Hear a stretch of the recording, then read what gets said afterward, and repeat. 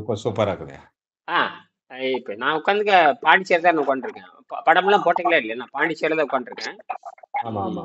3 நாள் வந்து 3 ம், நாள் வந்து அவங்க என்ன பண்ணுங்க, ஜெர்மனிலேருந்து ஓலைச்சுவடி ம். பயிற்சி கொடுக்குறாங்க. உள்ள போய் பார்த்தேன். இப்ப நான் ஆ, உட்காந்துருக்கிற அறைக்கு மேலே இது பேர் நான் பிரெஞ்சினுடைய காலனி தான். இது 200 ஆ. வருஷத்துக்கு முன்னாடி கட்டப்பட்ட 200 வருஷத்துக்கு முன்னாடி கட்டியிருப்பாங்க. மிகப்பெரிய பிரம்மாண்டமான கட்டடம். சரிங்களா? ம், ம். பிரான்சுக்காரன் கட்டினது. பாண்டிச்சேரி பிரான்ச்சு தானே.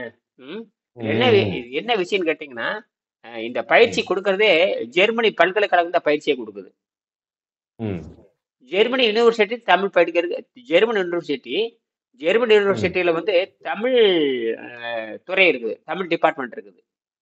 ம், 100 கோடி ரூபாய் நேத்தே சொன்னேன். 100 கோடி ரூபாய் செலவு பண்ணி தமிழ் டிபார்ட்மெண்ட் உற்பத்தி பண்ணியிருக்காங்க. உலக அதிசயம் இது. ம், ம், ம், ம், 100 கோடி ரூபாய் செலவு பண்ணி தமிழ் டிபார்ட்மெண்ட் தொடங்கி இருக்கிறாங்க. புரியுதா? ம், ம், ம். 100 crore ஐயா. ஓகே. 100 கோடி ரூபாய் செலவு பண்ணி அவ்வளவு ஹை டெக்னாலஜில வச்சிருக்கிறாங்க. இப்ப அவங்க தான் என்ன பண்றோம்னா, இந்த ஓலைச்சுவடி பயிற்சி மையம் இங்க பாண்டிச்சேரியில ஓலைச்சுவடி பயிற்சி மையம் இருக்குது. ஓலைச்சுவடி ம், ஓலைச்சுவடி எப்படி தஞ்சையில சரஸ்வதி மகால் எப்படி இருக்கு, இந்த ஓலைச்சுவடி தான் அந்த காலத்துல எல்லாமே எழுதப்பட்டது. புத்தகம் வராத காலத்துல ம், அந்த ம், ஓலைச்சுவடி எப்படி படிக்கிறது தமிழர்களுக்கு பயிற்சி கொடுக்க வந்திருக்கிறாங்க. ம், ஜெர்மனிக்காரர்கள் ம். தமிழர்களுக்கு ஓலைச்சுவடியை படிக்க வேண்டும் என்பதற்காக பயிற்சி கொடுக்க வந்திருக்காங்க. வித்தியாசமா இல்ல? ஆமாயா. தமிழர்களுக்கு தமிழ் சொல்லிக் கொடுக்க வந்திருக்காங்க. தமிழர்களுக்கு தமிழ் சொல்லிக் கொடுக்க வந்துக்கிறாங்க. கன்னடத்துக்காரனுக்கு கன்னடத்துக்காரருக்கு கன்னடம் சொல்லிக் கொடுக்க அமெரிக்காரன் வந்து கன்னடம் சொல்லிக் கொடுக்குற மாதிரி தான். ம், ம், ம். அந்த அளவுக்கு லட்சணம் இருக்குது. ம். அதான் தமிழ் மறந்துட்டாங்க ஐயா. இல்ல கொஞ்ச நாள் போனா கன்னடத்தை பார்க்கல கன்னடத்தையே மறந்துடுவாங்க. ம், ம். இந்த பூரா ஆங்கிலம் வந்து பூந்து நாசம் பண்ணிட்டு இருக்கு. ஆங்கிலம் வந்து பூந்து நாசம் பண்றது. ஆங்கிலம் எங்கெங்க போது அந்த நாடு நாசமாயிரும். ஆங்கிலம் பூரா அறிவு என்பது வேறுங்க ஐயா, மொழி என்பது வேறு. அந்த மொழி ம், வந்து ரெண்டே மொழி தான் இருக்க முடியும். ஒண்ணு வந்து மொழி சுமை எல்லாத்துக்கும் குறையணும். மொழி சுமை குறைஞ்சு வந்து ஆரோக்கியம் பெருகணும். அதுக்கு ஒரு மொழி இயற்கையான மொழி பார்த்தீங்கன்னா தமிழ் தான் இயற்கையான மொழி. அதுல இருந்து அதுல இருந்து பிறந்த சமஸ்கிருத மொழி. அதுல இருந்து தான் அந்த ம், பிறந்தது. இலக்கணத்துக்கு தமிழுக்கு இலக்கண தரம் உண்டு. இலக்கணத்தரம் ம், ஆணித்தரமானது.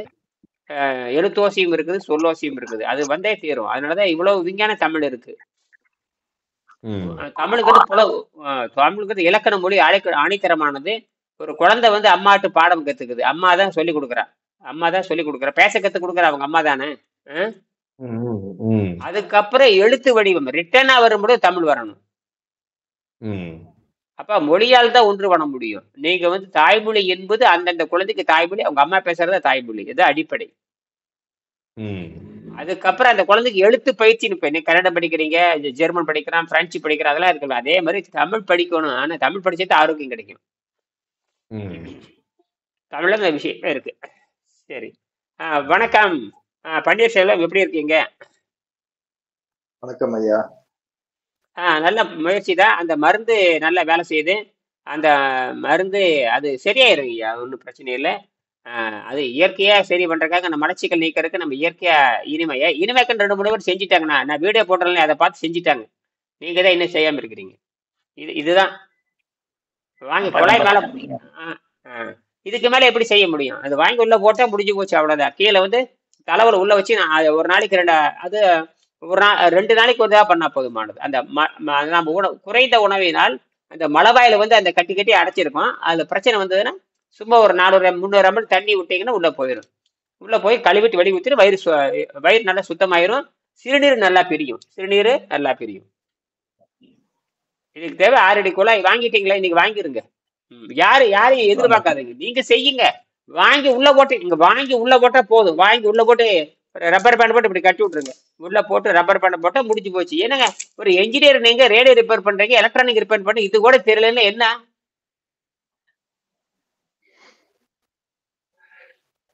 எவ்வளவு 10 ரூபா செலவுல கூட யாரையும் நம்பிட்டு இருக்கிறீங்க போய்? ஒரு எலக்ட்ரானிக் கடை வச்சிருந்தவங்க நீங்க.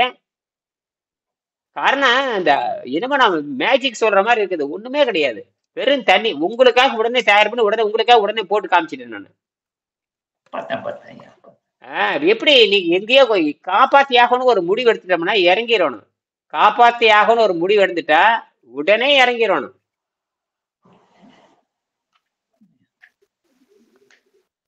ஒண்ணு பண்ணுங்க நீங்க. பாத்தீங்க உங்களுடைய சூழல சொன்னீங்க.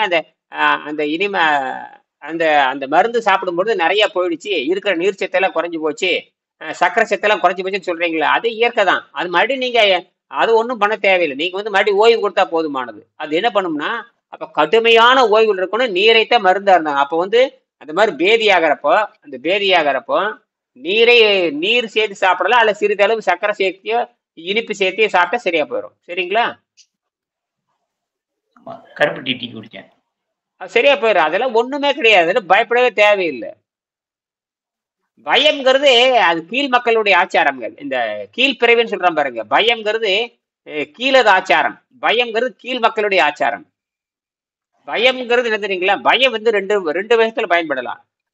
அதாவது தீயதை கண்டு பயப்படுறது ரைட்டு தான். நல்லதை கண்டு பயப்படக்கூடாது.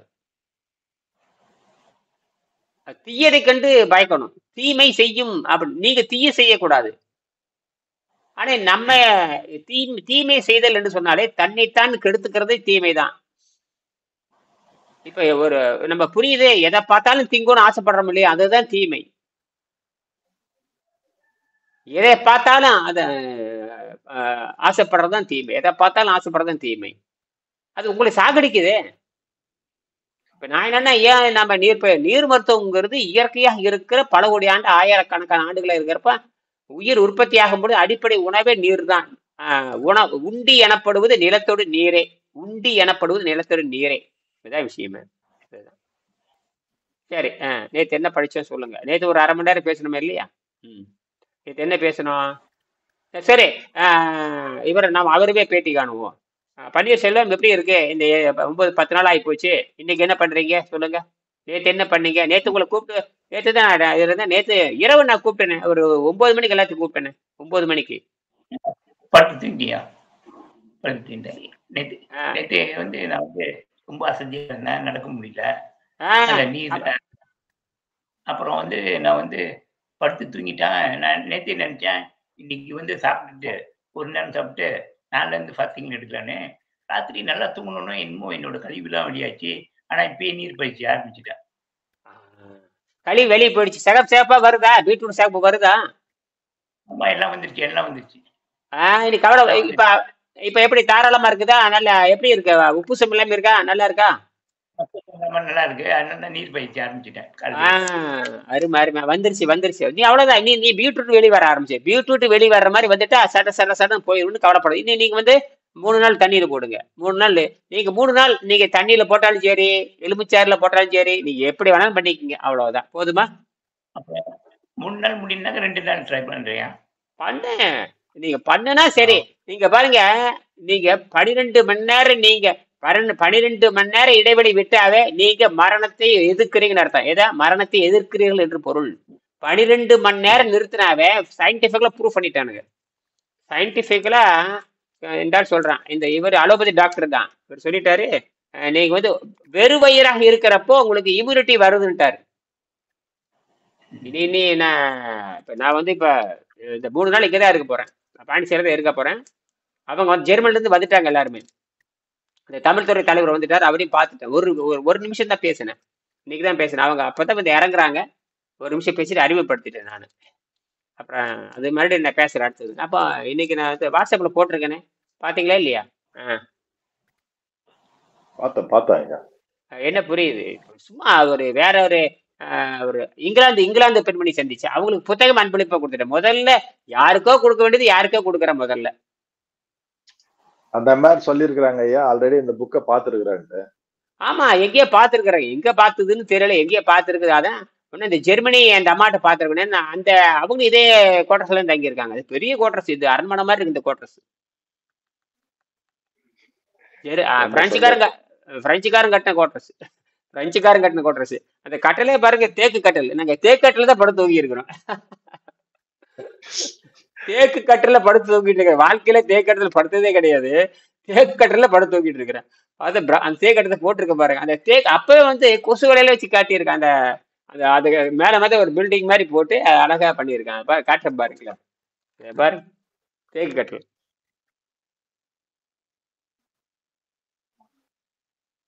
ஏசி ஈசி எல்லாம் போட்டிருக்காங்க. ஏசி எல்லாம் ஓசி தான். ஏசி ஓசி. இங்க ரூம் எடுக்கணும் 5000 வேணும் ஒரு நாளைக்கு. இது எல்லாமே இலவசம். இது 3 நாளைக்கு எல்லாமே இலவசம். இப்ப நாங்க தங்கச்சிக்கு பிரெஞ்சு காலனில இந்த பேரே டூயின் பேர் வச்சிருக்காங்க. நம்ம ஜாபு பேரே நுழைய மாட்டேங்குது நமக்கு. அந்த பேரே பிரெஞ்சு இங்க எல்லாம் இங்க பாத்தீங்கன்னா எல்லாரும் தமிழ் பேசுறாங்க. ஆச்சரியமா இருக்கு. எல்லாம் அந்த பிரெஞ்சுக்காரன் தமிழ் பேசுறான், ஜெர்மனிக்காரன் தமிழ் பேசுறான், எல்லாரும் தமிழ் பேசுறாங்க. அதான் விஷயமே. நான் இங்கிலீஷ் பேசுறேன், அது தமிழ் பேசுது. எனக்கு இங்கிலீஷ் அரைகுறை இங்கிலீஷ் பேசுதான். அது இந்த புத்தகத்தை அழகா படிக்குது. உணவில்லாமல் வாழும் கலை யோக முறைன்னு படிக்குது. எனக்கு அப்படியே கஷ்டமா இருந்தா இது வேற இப்படி படிக்குது. நம்ம சிபிஎஸ்சி மாணவர் கொடுத்தோம்னா லொழலொழங்கு. நம்ம தமிழ்நாட்டு மாணவர் கொடுத்தோம்னா முடிக்கும் எல்லாமே. அது அழகா உணவில்லாமல் வாழும் கலை யோக முறை அப்படிங்குது. ஆச்சரியப்படா அப்படின்ட்டு நான் முதல்ல அந்த அம்மாவுக்கு பிரசன்ட் பண்ணிட்டேன். அது வணக்கம். நான் பாட்டுக்கு உள்ள வந்த உடனே அது யார்கிட்டயும் பேசிக்கிட்டு இருந்தது. அந்த பொண்ணுக்கு எனக்கு சம்பந்தம் கிடையாது. பேசிட்டு அவர் ஒரு தமிழ், அவர் அப்புறம் தான் தெரியுது. தமிழ் இந்த நம்ம பயிற்சிக்கு வந்திருக்காங்கன்னு அப்பதான் தெரியுது. அந்த அம்மா வேற, அது எதுக்கோ வந்திருக்குது. அந்த அயோனான்னு பேரு. அந்த அம்மா இதுக்கோ வந்திருக்குது. இந்த ஸ்டடி சென்டர் நின்று இருந்திருக்குது. அவர் என்ன பண்றாருன்னா தமிழ் ஏதோ ஒரு தமிழ் இருக்கிற ஒளி குறிப்புகளை 1 மாத்திரை 2 மாத்திரை, அந்த 1 மாத்திரைக்கு என்ன சத்தம், 2 மாத்திரைக்கு என்ன சத்தம், அது எப்படி பயனாகுதுன்னு அதை ஆராய்ச்சி பண்றாரு. அது மொழி ஆராய்ச்சின்னு பேரு. அதை பத்தி டிஸ்கஸ் பண்ணிட்டு இருக்கிறாங்க.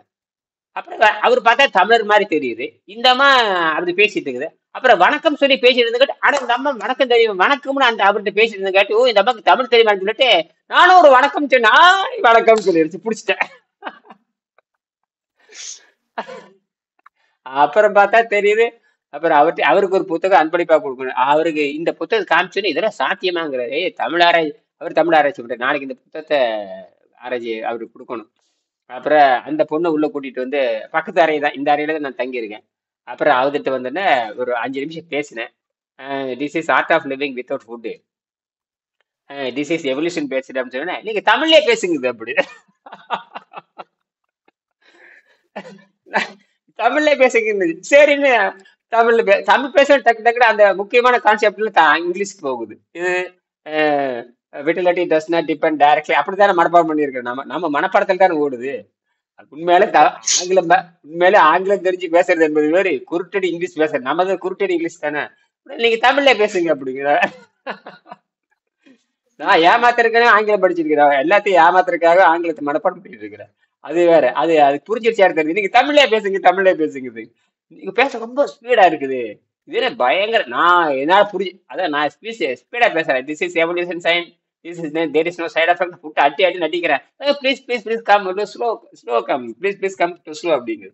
சரி பேசுறேன். அப்புறம் அதுக்கு 11வது பாடத்தை படிச்சு காமிச்சு உடனே படிச்சிருச்சு. Very very அப்படிங்குது. இந்த 11ஆம் பாடத்தை படிச்சுன்னே இன்னைக்கு நம்ம அதவே படிப்போமே 11ஆம் பாடத்தை. அப்புறம் அந்த அம்மா சொல்லிடுது, அந்த பொண்ணு சொல்லிடுது, நான் கொஞ்சம் எனக்கு ரெஸ்ட் வேணும், மனசு அமைதியா இருக்கிறப்ப படிக்கிறேன்னு சொல்லிச்சு. நீங்க படிங்க அப்படின்ட்டு.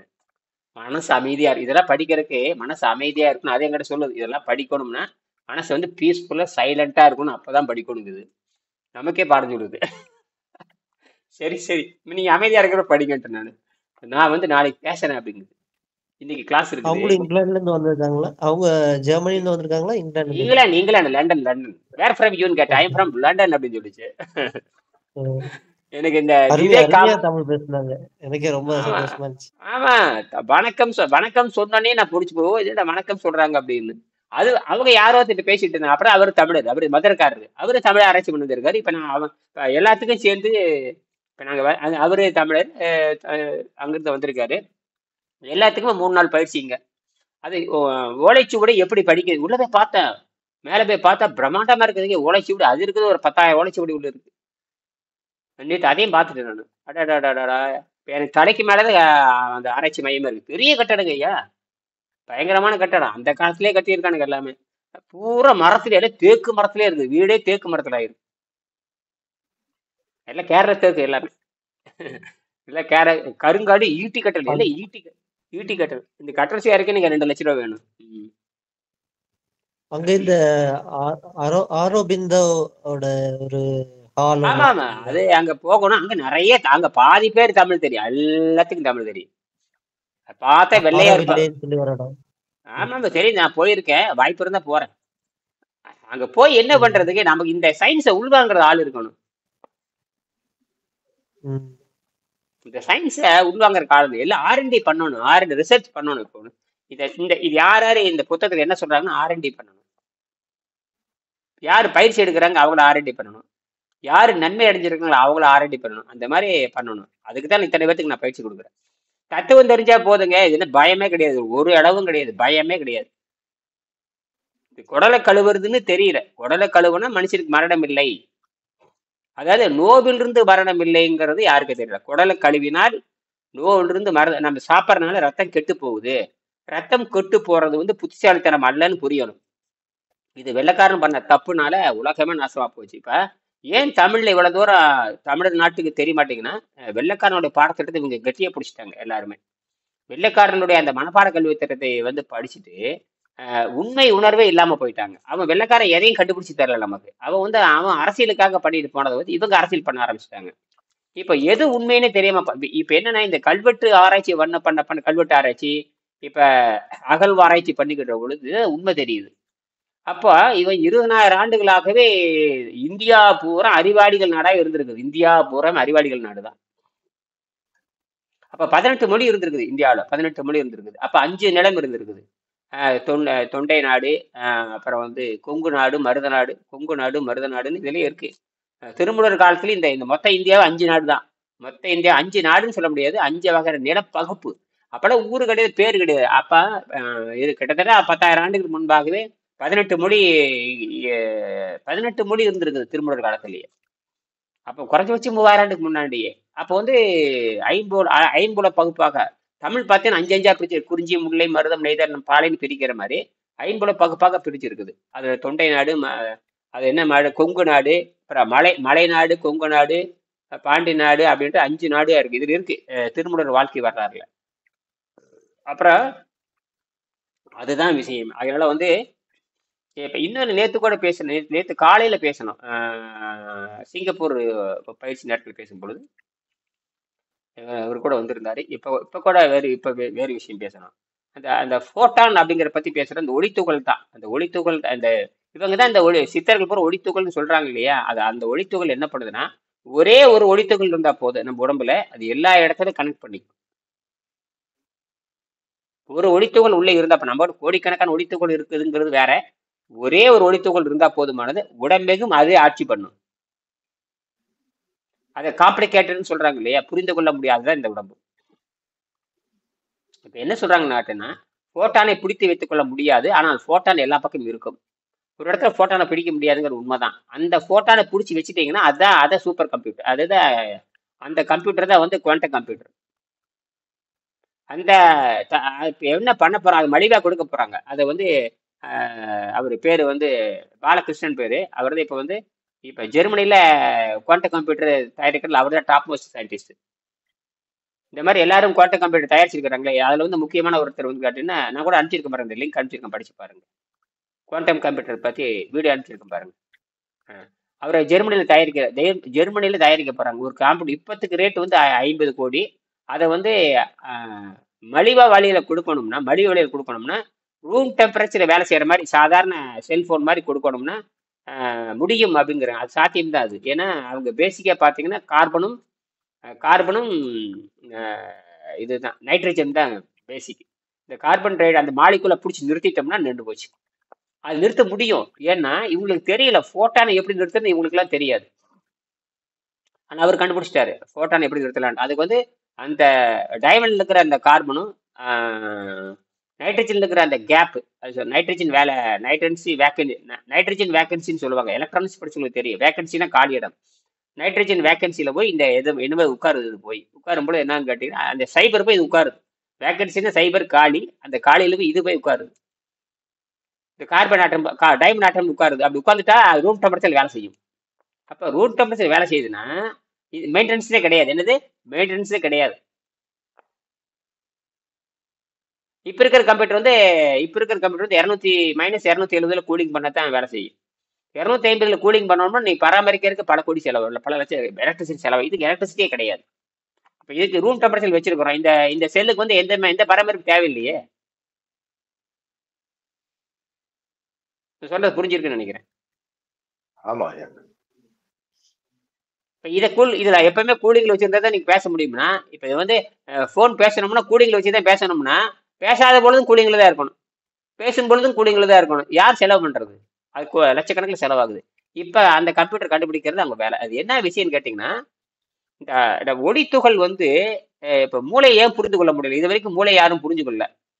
மூளை முழுக்க முழுக்க முழுக்க முழுக்க அதோட சிக்னல் பூரா போட்டான் சிக்னல் தான் போகுது, எலக்ட்ரோ கெமிக்கல் சிக்னல் தான் போயிட்டு இருக்கு. ஒரு சிக்னல் இருந்தா போதுமானது, ஒரே ஒரு போட்டான் இருந்தா போதும், உடம்பெங்கும் அது வியாபித்து நிற்கும். ஒரே போட்டான் எங்க நிற்கும்? உடம்பு பூரா நிற்கும். அதுதான் அந்த உடம்பு பூரா ஏகமாக நிறைந்திருப்போம்னு சொல்றான் இல்லையா, அந்த ஒரு போட்டான் தான். அந்த ஒரு போட்டான் எல்லா இடத்துலயும் ஆளுமை பண்ணுது. அதனாலதான் இந்த நியூரோ லிங்க் இந்த வரைக்கும் எந்த விஞ்ஞானிகளாலும் புரிந்து கொள்ள முடியல. இந்த மூளையினுடைய செயல்பாடை இன்னும் யாரும் முழுமையாக புரிந்து கொள்ள முடியாதுன்ட்டாங்க. ஏன்னா அது வந்து லிமிட்டுக்கு அப்பால போய், ஏன்னா அந்த என்ன சொல்றாங்கன்னு கேட்டீங்கன்னா, நரம்பு அணுக்கள்னு சொல்றாங்க. நரம்பு என்பது பேர் நரம்பு அணுக்கள். நரம்பு அணுக்கள் உடம்பெங்கும் இருக்குதுங்க. நரம்பு அணுக்கள்,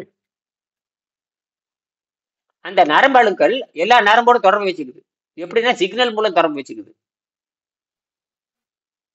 அதனாலதான் எந்த பகுதியில ஃபால்ட்னு வேணாலும் கண்டுபிடிக்க முடியாது. ஒரு மொத்த நரம்பு மண்டலத்தை பார்க்கணும் போது ஒவ்வொரு அணுவையும் அதாவது ஒவ்வொரு நரம்பு அணுக்கள் சொல்றான் பாருங்க. நரம்பு அணுக்கள் ஒன்று இருக்கு. இந்த நரம்பு அணுக்களை சேர்ந்து அடர்த்தியா வந்து ஒரு ஒயர் மாதிரி வருது. இப்ப பாத்தீங்கன்னா இது எல்லாம் சேர்ந்து வந்து கெட்டிய ஒயர் மாதிரி இருக்கு. இதே துகளா போனா என்ன பண்ணுவீங்க?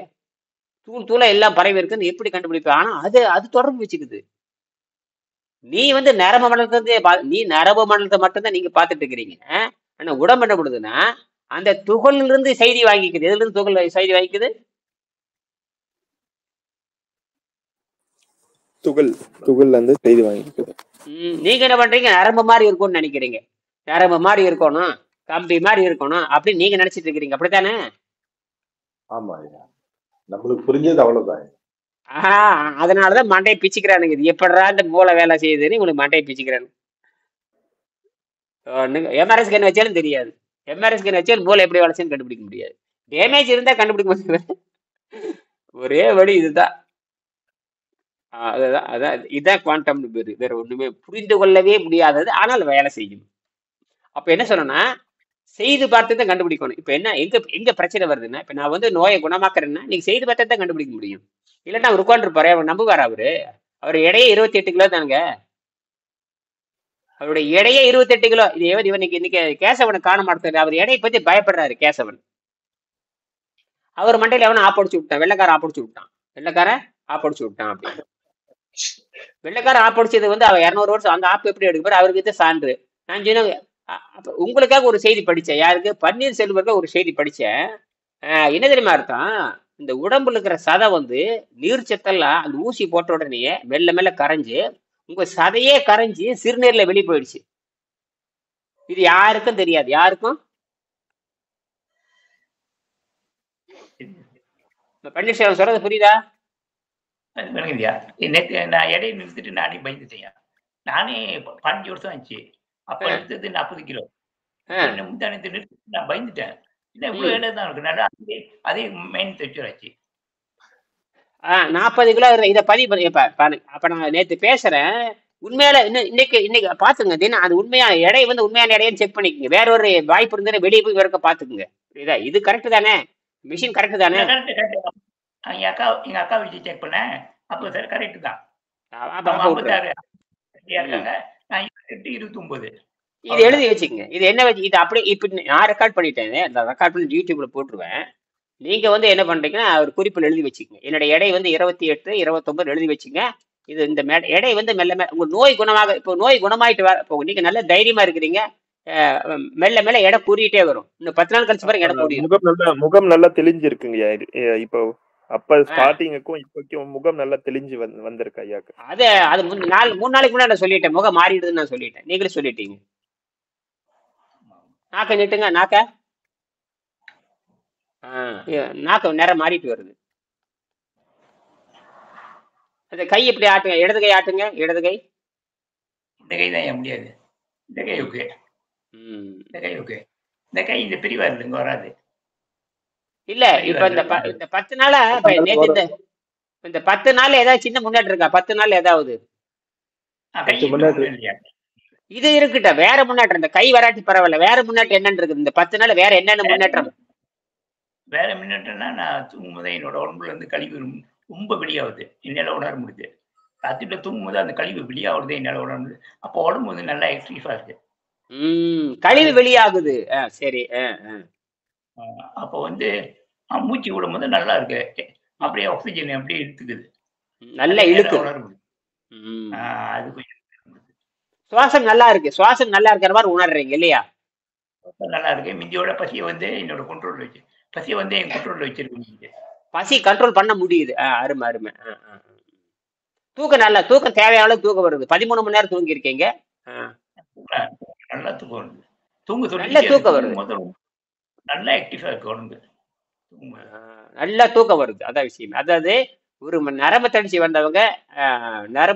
வந்தவங்க, நரம்பு கெட்டு போனவங்களுக்கு தூக்கமே வராது. பைத்தியத்துக்கு தூக்கம் வராது, தெரியுமா உங்களுக்கு?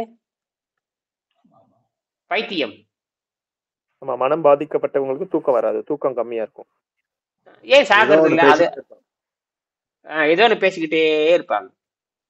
இப்ப அது மாதிரி தான். இப்ப இவங்க என்ன பண்ணணும்? இவருடைய பதட்டத்துல நம்ம குறைக்கணும். இவர் பேசுற பதட்டத்துல நம்ம குறைக்கணும். பதட்டம் குறையணும். இந்த ஊங்கிறதுல அந்த பதட்டம் அப்படியே குறைஞ்சி வரணும். குறைஞ்சது அமைதியாகணும். அப்ப எல்லா மாற்றம் நடக்கும். அப்ப இந்த தூய்மையிலே நடக்கும். இந்த தண்ணீர் தான் அவர் குணமாக்குது. அது தண்ணீர் குணமாக்குறதுங்கிறத விட அது உடம்பு தன்னைத்தானே குணமாக்குறதுங்கிறத கண்டுபிடிச்சு சொல்லிட்டு போயிட்டான். கண்டுபிடிச்சு சொல்லியாச்சு. உடம்பு தன்னைத்தானே குணமாக்குறது நோபல் பரிசே வாங்கியாச்சு. இன்னும் மக்களுக்கு யாருக்கும் போய் தெரியல. இது ஒன்றும் செய்ய முடியாது. சாபக்கேடு. சொல்ல மாட்டாங்க, எந்த டாக்டரும் சொல்ல மாட்டான் உடம்பு தன்னைத்தானே குணமாக்குதுன்னு சொல்ல மாட்டான். சொல்லிட்டாங்க. அவங்க கிளினிக் எல்லாம் மூடிடணும் ஐயா. கிளினிக்ல மூடிடுறாங்க. எல்லா வீக்கான உடம்பு நோபல் பரிசை வாங்கியாச்சு. சரி, நான் என்ன கேட்கறேன்னா, இத்தாலிக்காரர் தான் நோபல் பரிசு கொடுக்குறாங்க. இத்தாலியும் ஸ்வீடன் சேர்ந்து தான் நோபல் பரிசு கொடுக்குறாங்க. ஸ்வீடன்லயே வந்து 1 லட்சம் பேருக்கு பயிற்சி கொடுக்கறதுக்கு ஏற்பாடு பண்ண வேண்டியதானே? தெரியாது. எப்படி வந்து உடம்பை தன்னைத்தானே குணமாக்குறதுன்னு தெரியாது. இவங்க அந்த மைட்டோகாண்ட்ரியா என்ன பண்ணுதுன்னு தான் ஆராய்ச்சி பண்ணவே தவிர அது மனிதனுக்கு எப்படி அப்ளை பண்ணணும்னு தெரியாது. என்ன சொல்லிட்டாரு? என்ன சொல்லிட்டாருன்னா, fasting increase the immunity, and kill cancer cell, be fast, அதாவது be fast at least once in a week to increase immunity, அப்படி ஒரு அறிவுரை சொல்லியிருக்காரு. ஆகையினால பி ஃபாஸ்ட். திருலோகச்சந்தர் இதுக்கு அர்த்தம் சொல்லுங்க. Be fast at least once in a week. வாரத்துக்கு ஒரு முறையாச்சும் நீங்க வந்து விரதத்துல இருங்க அப்படின்றாங்க. சொல்லி யார் சொல்றாங்க? அலோபதி சயின்ஸ் சொல்லுது. ஏன்னா நீ கண்டுபிடிச்சிட்ட, மைட்டோகாண்ட்ரியா ஆராய்ச்சி பண்ணி கண்டுபிடிச்சிட்ட. மைட்டோகாண்ட்ரியா ஆராய்ச்சி பண்ணா அது இம்யூனிட்டி அதிகமாகுது சொல்லி போட்டு. அட்லீஸ்ட் எதற்காக தெரியுமா? எதற்காக? To increase immunity. என்ன சொல்லிட்டாரு? நோய் எதிர்ப்பு சக்தி அதிகரிக்க. நோய் எதிர்ப்பு சக்தி அதிகரிக்க நீங்க வாரத்திற்கு ஒரு முறையாவது உண்ணா நோன்பு இருங்க அப்படின்னு சொல்லிட்டாரு. நாம என்ன பண்றோம்? டெய்லி உண்ணா நோன்பு போட்டுறோம். எப்படி இருக்கு நம்மளுது? போடுவங்கள டெய்லி உண்ணா நோன்பு. கேன்சர் செல்ஸ் கூட கில் பண்ணும் அப்படின்னு சொல்லியிருக்காரு. ஆமா, கேன்சர் செல்ஸ் சாகடிக்கும். அதுக்குதாங்க அவர் கண்டுபிடிச்சதே. அதனாலதான் நான் சொன்னேன் அவருக்கு ட்ரீட்மெண்ட் கொடுக்க சொன்னேன். யாருக்கு? பண்டிசல் சொன்னேன். ஐயா, உங்களுக்கு புற்றுநோய்க்கு சிகிச்சைக்கான பைத்தியம் புற்றுநோய் சிகிச்சைக்கான பயிற்சி உங்களுக்கு கொடுக்குறேன். அதனால 72 மணி நேரம் உங்களுக்கு வந்து சீக்கிரம். நான் ஏன் 72 மணி நேரத்தை தேர்ந்தெடுத்து நான் கேட்கும்போது சொன்னேன், சீக்கிரம் குணமாக்கிறதுக்காக 72 மணி நேரத்தை போட்டேன் அப்படின்னு. அப்புறம் 72 மணி நேரம் ஃபாஸ்டிங். முதல் நாளே 72 மணி நேரத்துக்கு போயிட்டாரு. தெரியுமா உங்களுக்கு? அவரு முதல் நாளே 72 மணி நேரத்துக்கு போயிட்டாரு. இப்ப அவர் குறைக்கலாம் கூட்டலாம், அவருக்கு தைரியம் வந்துருச்சு. இனி அவர் என்ன வேணா பண்ணிக்கல. நீ அவனு 2 நாள்ல சாதாரண இப்ப இவர் 3 நாள் முடிச்சிட்டாரு. யாரு? நம்ம திருலோகச்சந்தர் 3 நாள் முடிச்சிட்டாரு. 3 நாள் வந்து நெல்லிக்காய் தண்ணியில போட்டாரு. அப்ப இன்னைக்கு என்ன சொல்லியிருக்கேன்? இன்னைக்கு என்ன மிச்சரும் வாழைப்பழம் சாப்பிட சொன்னேன். மிச்சரும் வாழைப்பழம் சாப்பிட்டு முடிச்சுக்கிட்டு மாதிரி இன்னொரு ஜூஸ்ல போடுங்க அப்படின்ட்டு. நான் நீங்க ஜூஸ்ல போட்டாலும் சரி, தண்ணியில போட்டாலும் சரி, அதை உங்க கையில இருக்கிற வசதியை பொறுத்த அளவு. நீங்க பணக்காரா இருந்தா ஜூஸ்ல போடுங்க, ஏழையா இருந்தா தண்ணியில போடுங்க. இதுக்கு எளிமையா நீ பணக்காரா இருந்தா ஜூஸ்ல போடு, ஏழையா இருந்தா தண்ணியில போடு. அதுக்குற மைண்ட் தான். நான் ஏழையப்பா, நான் பாரு எனக்கு என்னதான் நம்ம ஏழை இதுதான் பிடிச்சிங்க அவ்வளவுதான். ஐயா இதெல்லாம் ஐயா நான் ஒரு நம்ம 1.5 கையில நாள் ஃபாலோ இருக்கிறத பண்ண முடிஞ்சுதுங்க. நம்ம கையில இருக்கிறத கொண்டு நம்ம கையாலே அடிக்கிற மாதிரி இதெல்லாம். நான் அதான் சொல்லிட்டேன். இது தண்ணி இருந்து வள்ளுவர் வந்து சிபாரிசு பண்ற. வள்ளுவர் ஏழை தெரியுமா? வள்ளுவர் பணக்காரர் கிடையாது. அதனாலதான் வந்து வள்ளுவர் யாரும் ஏத்துக்கல. அவரு ஏழைக்கு வந்து வள்ளுவர் கேசவன் வந்துட்டாரு. கேசவன் எங்க 2 நாள் ஆளக்கான வந்தேன். நேத்து வந்தீங்க, அதுக்குள்ள போயிட்டீங்க. எடை கொஞ்சம் மேல தூக்குங்க, இந்த கைபேசி மேல தூக்குங்க கேசவன். வினோத்குமார் வந்துட்டாரு. தண்ணியில போட்டீங்களா வினோத்குமார்? ஆமாய்யா வணக்கம்யா. 2.5 நாள் நான் வந்துட்டு நேத்து நேத்து நைட்டு தான்யா பசி ஆற மாதிரி, ஏன்னா ஒரு டிராவல் இருந்துச்சு, அதனாலதான் பண்ண மாதிரி ஆயிடுச்சியா. பரவாயில்ல, சாப்பிட்டு முடிச்சிடுங்க. சாப்பிட்டு முடிச்சிடுங்க. என்னென்ன இதுன்னா இடுப்பு கீழே அங்கங்க சின்ன சின்ன பருக்களா வந்ததுயா. அதுதான் பதிவு பண்ணுங்க. அது பதிவு பண்ணுங்க. அது வந்து வீடியோல பதிவு பண்ணுங்க. உங்க 1 நிமிஷம் வீடியோ உங்களுக்கு வந்து பாத்தீங்கன்னா 1 நிமிஷம் வீடியோ பண்ணி நீங்க போடுங்க. நீங்க வீடியோ வர்றது இல்லையே, போட்டுறேன். போட்டுட்டு உங்க சிஸ்டத்துல ஏத்தி வச்சுக்கோங்க. சரிங்க. அப்புறம் எழுதிருங்க. தினம் டாக்குமெண்ட் எழுதுறீங்க. தினம் 2 வரி எழுதுறீங்களா புத்தகத்துல? ஐயோ அது எழுத முற்றாதீங்க. எழுதலைன்னா போச்சு. ஆர்என்டில எனக்கு நீங்க எல்லாம் பண்றது ஆர்என்டி. இப்ப நாளைக்கு ஜெர்மனிலேயே அமெரிக்கால நிரூபிக்கிறப்போ உங்களை கூப்பிட்டு வந்து புத்தகத்தை ரெக்கார்டு அப்படியே போட்டா நான் வாய் பேசவே கூடாது. அவனு ஆமான்னு ஒத்துக்கிற அளவுக்கு நம்ம பண்ணிடணும். சரிங்க. நம்ம நோக்கம் வந்து நோயை குணமாக்குறது இல்ல, ஆர்என்டியை திருப்புறத வேலை. நம்மளுக்கு ஆர்என்டியை ரிசர்ச் பண்ணி நிரூபிக்க நம்ம வேலை. இது ஃபைனல்.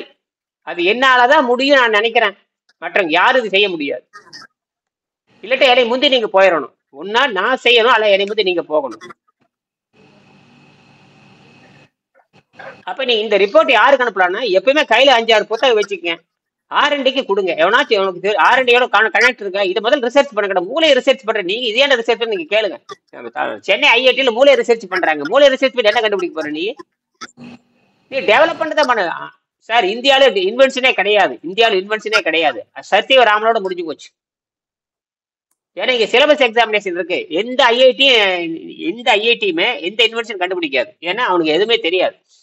ஏன்னா ப்ராஜெக்ட் ஒர்க்கை பண்றதுல எல்லாம் காப்பி அடிக்கிறதா. என்னது காப்பி அடிக்கிறது?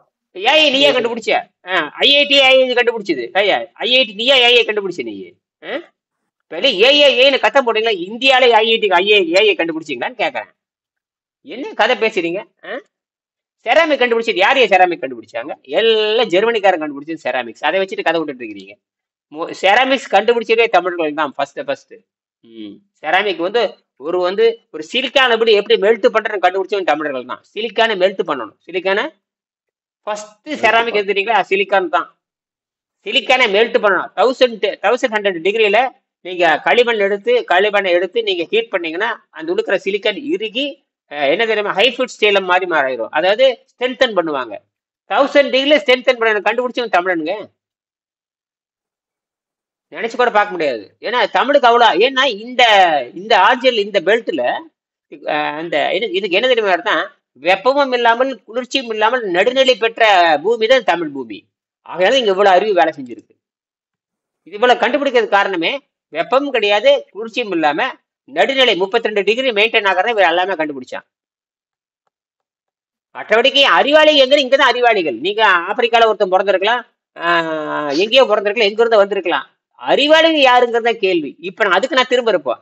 இப்ப அங்கிருந்து வந்தாங்க, இப்ப அந்த ஆராய்ச்சி ஒண்ணு ஓடிட்டு இருக்கு. அங்கிருந்து வந்தாங்களா, இங்கிருந்து ஓட வேணா எவன்டா அறிவாளி? அதான் கேள்வி. இப்படி வைங்க, யார் அறிவாளி? அதான் கேள்வி. நீ ஓடிவா அதெல்லாம் ஒத்துக்கிறேன். இப்ப நான் என்ன கேள்வி, யார் இல்ல அறிவாளி? அதான் கேள்வி. அறிவாளி நாங்க தான். நான் சொல்றேன் தமிழர்கள் தான். தமிழர்கள் இல்லை, தமிழ் தான் அறிவை தருகின்ற மொழி நான் சொல்லுவேன். தமிழ்னு சொன்னா அது தனி ஒரு அனுப்பு. தமிழ்ங்கிறது பொதுவாக யார் வேணாலும் படிச்சுக்கலாம், யார் வேணாலும் லாங்குவேஜ் படிக்கலாம். ஆக தமிழ் தான் திறவுகோளுங்கிறேன். யாராவது மறுக்க முடியுமா? சரி நோயை கொண்டு வா, அப்படி அடிப்படை நோயை கொண்டு வாம்பேன். நோய் இல்லாம வாழ்ந்துட்ட முடிஞ்சு போச்சு. இதையும் அறிவு மொழி. அப்ப இதை வைத்துக் கொண்டு என்ன செய்யணும்? அதைதான் மொழி, அதான் இயற்கை, அதான் விஷயம். அதைத்தான் நம்ம இங்க சொல்ல போறோம். அதனால வினோத்குமார், நீங்க என்ன பண்றீங்கன்னா இதுல திட்டம். அந்த 20 பேர்த்துல 2-3 பேர் கொடுக்க ஆரம்பிச்சுட்டாங்க. அந்த 30,000 ஸ்கீம்ல இப்பவே 2-3 பேர் கொடுக்க நேற்றே 2 பேர் கூப்பிட்டு பேசிட்டாங்க. நான் சேர்றேன்ட்டாங்க. இருங்க வெயிட் பண்ணுங்கட்டேன். நான் எல்லாரும் மனசெலவு மாறிக்குங்க. மனசெலவுல திருச்சியில வைக்கலான்னு முடிவு பண்ணி வச்சு மனசெலவு 20 பேர் ஆனத்தான் செய்வேன். இல்லாட்ட 100 வருஷம்லாம் செய்ய போறது இல்லை. எப்ப அந்த பணம்ங்கிற மாயை உடையாத வரைக்கும் நான் ஒத்துக்க போறது. உங்களுக்கு எல்லாத்துக்கும் பணம்ங்கிற மாயை இருக்கு. என்னது? மாயை. அந்த பணமாயை நீங்க இந்த தடவை உறுதியா இருக்கிறாங்க. 20 பேர் சேராம வகுப்பு நடத்துறது இல்லை. என்ன திருவிழாக்கு சேர்ந்தார்? ஆமாங்க ஐயா. ஒரு ஆள் குறைஞ்சா நடத்த போறதில்ல. எனக்கு தேவையில்லை. வேணா நீங்க பண்ணு. நீங்க வந்து கேட்டாதான் நான் கொடுக்க முடியும். கேட்காம கொடுக்குற பாருங்க, அது என்னோட பெரிய தப்பு. கேட்காம கொடுக்கறது.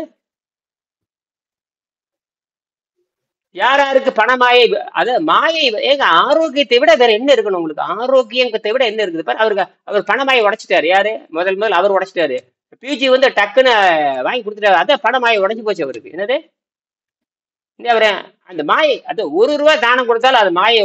1 ரூபா தானம் கொடுத்தாலும் மாயை உடைக்கிறீங்கன்னு அர்த்தம். எப்ப நீங்க தானம் பண்றீங்களோ உங்களுக்கு என்ன போச்சு? பொருள் மாயை குறைந்து விட்டது என்று பொருள். என்னது? அதாவது அது ஒரு தடை, அது மனம் தானே ஒரு தடைய. இப்ப நான் வந்து அதுக்கு உதாரணம் பன்னீர்செல்வம் உதாரணம் இல்லையருங்க. பன்னீர்செல்வம் உதாரணம். நான் $500 சொன்னேன். ஐயா என்னால கட்டவே முடியாதுனாரு. ஒண்ணு கவலைப்படாதீங்க, பணத்தை சேர்த்து வைங்க அப்படின்ட்டு. நான் என்னது பணத்தை சேர்த்து வச்சுட்டு பணத்தை அவர் இருந்தது 6 மாசம் முன்னாடியே வந்திருப்பாரு. 6 மாசம் முன்னாடி பேசுறீங்க அப்படித்தானே பன்னீர்செல்வம்?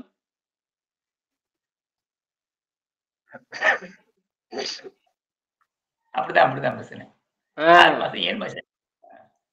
அப்ப சொன்னேன் ஒரு பொருள் நான் வந்து ஒரு 100 ரூபா சொல்றேன், உங்கள்கிட்ட ஒரு 10 ரூபா தான் இருக்கும்.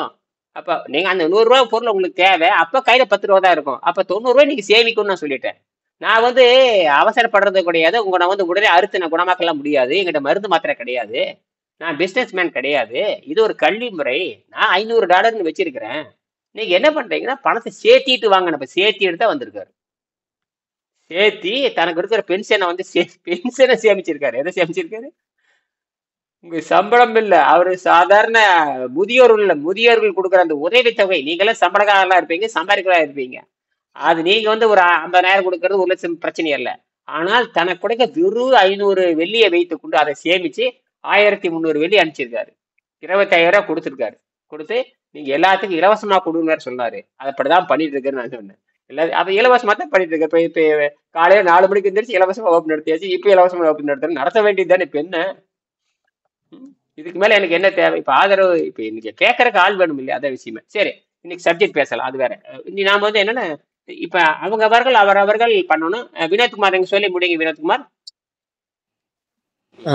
இன்னைக்கு என்ன பண்ண போறீங்க சொல்லுங்க. அதுதான் அடுத்து நீங்க இப்ப நேத்து ஈவினிங் போல எடுத்ததுதான் ஐயா உணவு.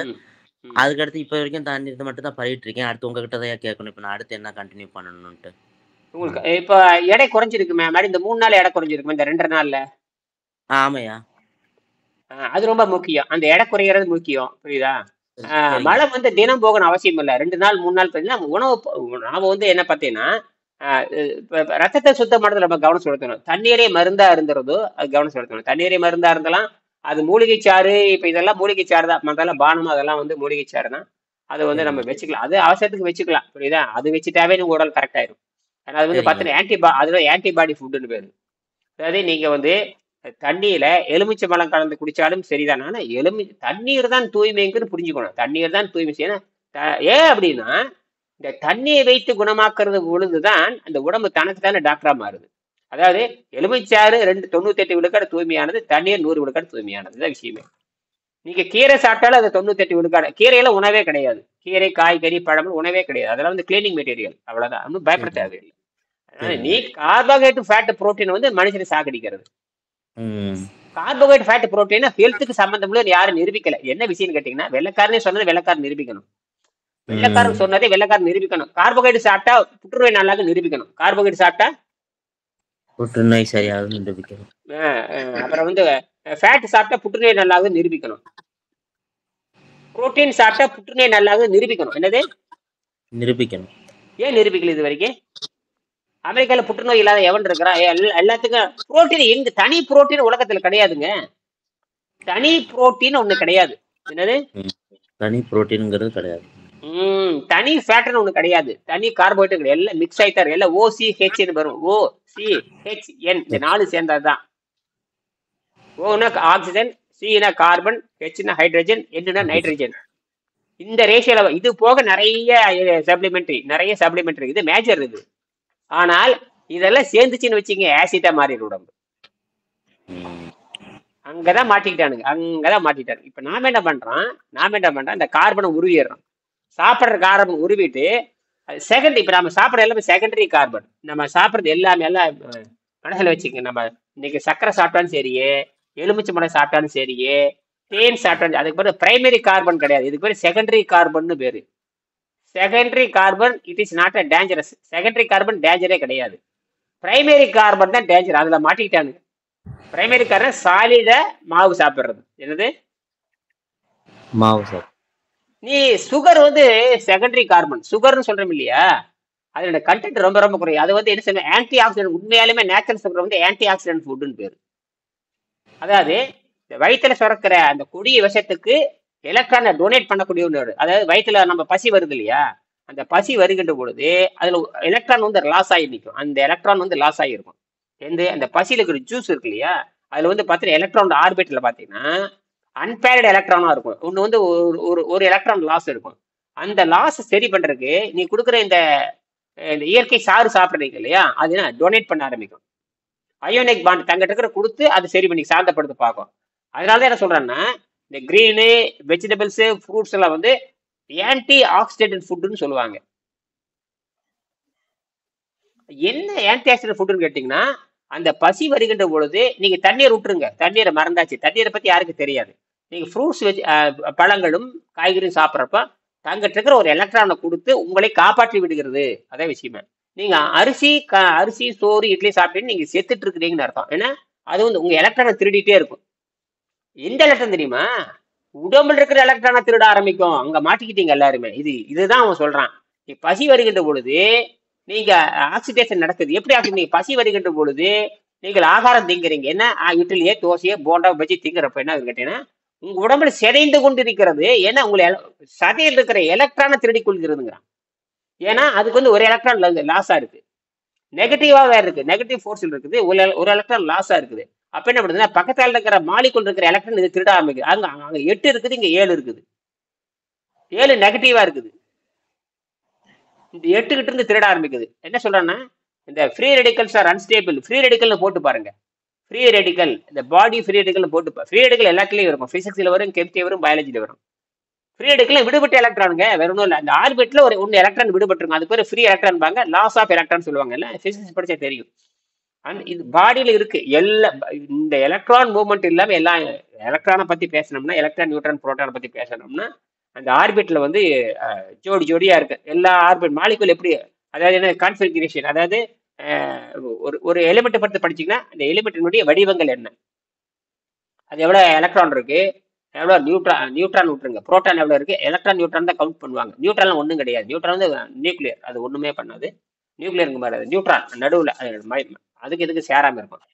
இப்ப எலக்ட்ரான்ல என்ன இருக்கு, புரோட்டானுடைய எவ்வளவு இருக்கு, ஆர்பிட்ல என்ன இருக்கு பாப்பா. ஃபர்ஸ்ட் ஆர்பிட், செகண்ட் ஆர்பிட் இதெல்லாம் உங்களுக்கு படிச்சு பாருங்க, அதெல்லாம் தெரியும். அப்ப புரோட்டான் வேல்யூ வச்சுதான் புரோட்டான், ஒரு புரோட்டான் தான் ஹைட்ரஜன், 2 புரோட்டான் தான் ஹீலியம், இப்படி போயிட்டே இருப்பாங்க. ஆனா அவங்க போக தேவையில்லை. நம்ம சப்ஜெக்டா ரொம்ப பேசணும்னா அது எங்கெங்கே போகும். ஆக இந்த ஜீரண நீரை பத்தி பேசுறோம். இந்த ஜீரண நீர் எது, இந்த ஜீரண நீருங்கிறது என்ன நீங்க உணர்றீங்க. ஜீரண நீர்னு சொல்றோம் இல்லையா, அது ஹைலி ரியாக்டிவ் மெட்டீரியல்ங்கிறான். ஹைலி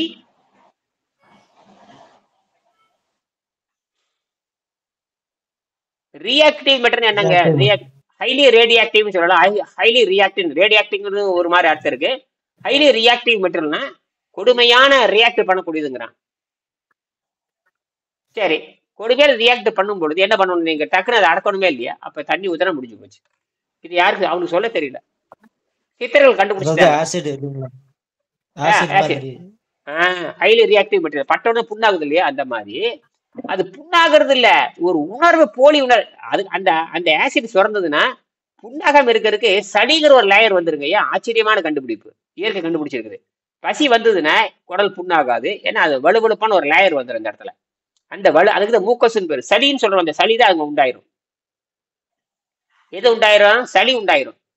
அமிலம் வந்துட்டாவே, அமிலம் வருன்னு தெரிஞ்ச உடனே அப்படிங்கிற ஒரு வினாடியில லட்சத்துல ஒரு பங்குல அங்க சளி உண்டாயிரும். என்ன உண்டாயிரும், சளி உண்டாகலினா இறப்ப என்ன ஆகுது தெரியுமா, என்ன இது இறப்ப, இதுதான் பெரிய கண்டுபிடிப்பு.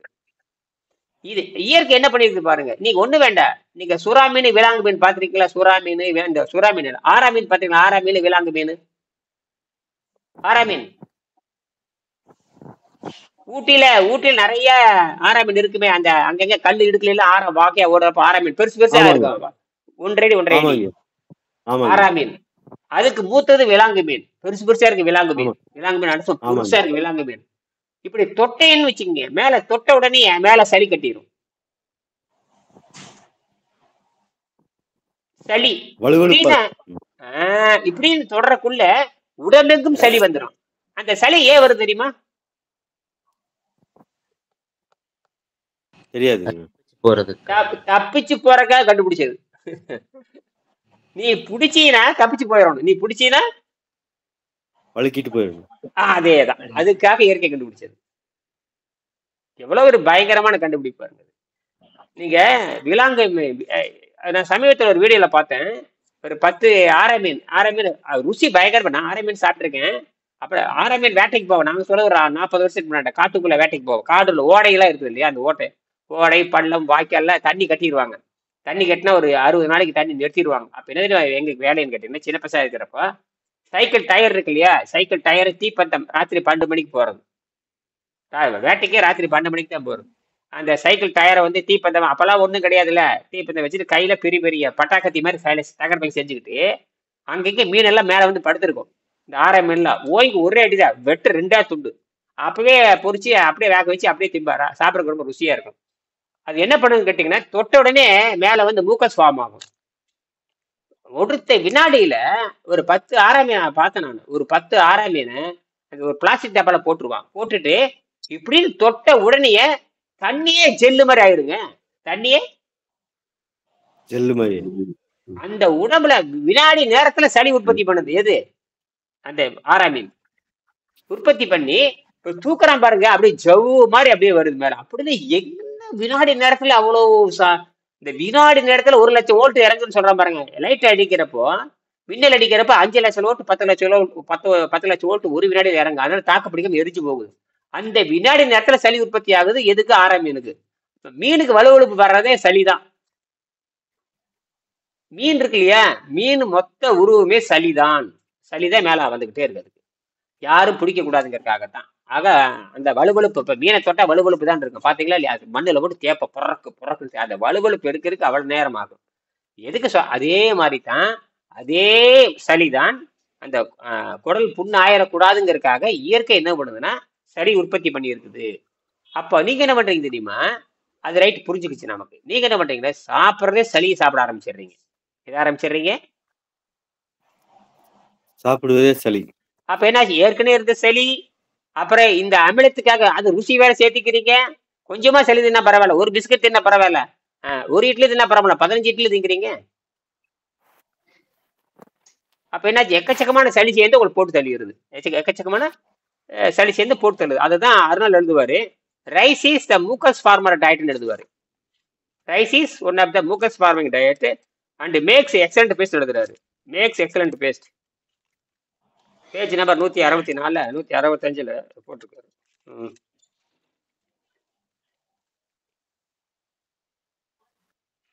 ரைஸ் இஸ் ஏற்கனவே படிச்சிருக்கோமா? ரைஸை பத்தி படிச்சிருக்கோமா இல்லையா? படிச்சிருக்கோம்னு நினைக்கிறேன் இல்லையா? ரைஸை பத்தி படிச்சிருக்கோம். அது என்ன சொல்லு, அது ரைஸ் வந்து ஜெர்மனிக்காரர் எழுதுறாரு, நம்ம தமிழ்நாட்டுக்காரன் சொல்ல மாட்டானுங்க. நம்ம தமிழ்நாட்டுக்காரங்க அரிசி சளி உண்டு பண்ணுதுன்னு சொல்லுங்களா பார்க்கலாம். எந்த ஒரு வாத்தியாராவது, எந்த ஒரு டாக்டராவது, எந்த ஒரு விஞ்ஞானியாவது, எந்த சோறு திங்கிறவன் எவனாச்சு சோறு தின்னா சளி பிடிக்கிறவனா சொல்லியிருக்கானா?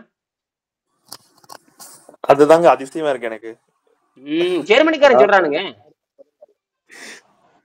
இல்ல, நானு இப்ப இந்தியா போயிருந்தப்போ எனக்கு சளி பிடிச்சிருச்சுமா, சாதம் சாப்பிட்டதுனால சளி பிடிச்சிருச்சுமா அப்படின்னு நான் சொல்றேன். என்னடா நீ பேசுற, இது வரைக்கும் நான் எந்த டாக்டர் சொல்லி நான் கேள்வி, நீதான் அதிசயமா சொல்ற அப்படின்றாங்க எங்க அம்மா.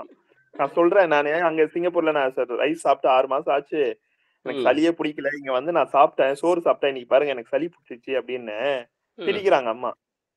யாரா, எந்த டாக்டர் தான் உனக்கு சொன்னாரு சோறு சாப்பிட்டா சளி பிடிச்சிக்கும் அப்படின்னு? இந்த டாக்டர் இது வரைக்கும் நான் சொல்லி பார்த்தது இல்லையடா அப்படின்னு சிரிக்கிறாங்க. ஏதோ நான் பொய் சொல்றேன் அப்படின்னு நினைச்சுக்கிட்டாங்க அவங்க.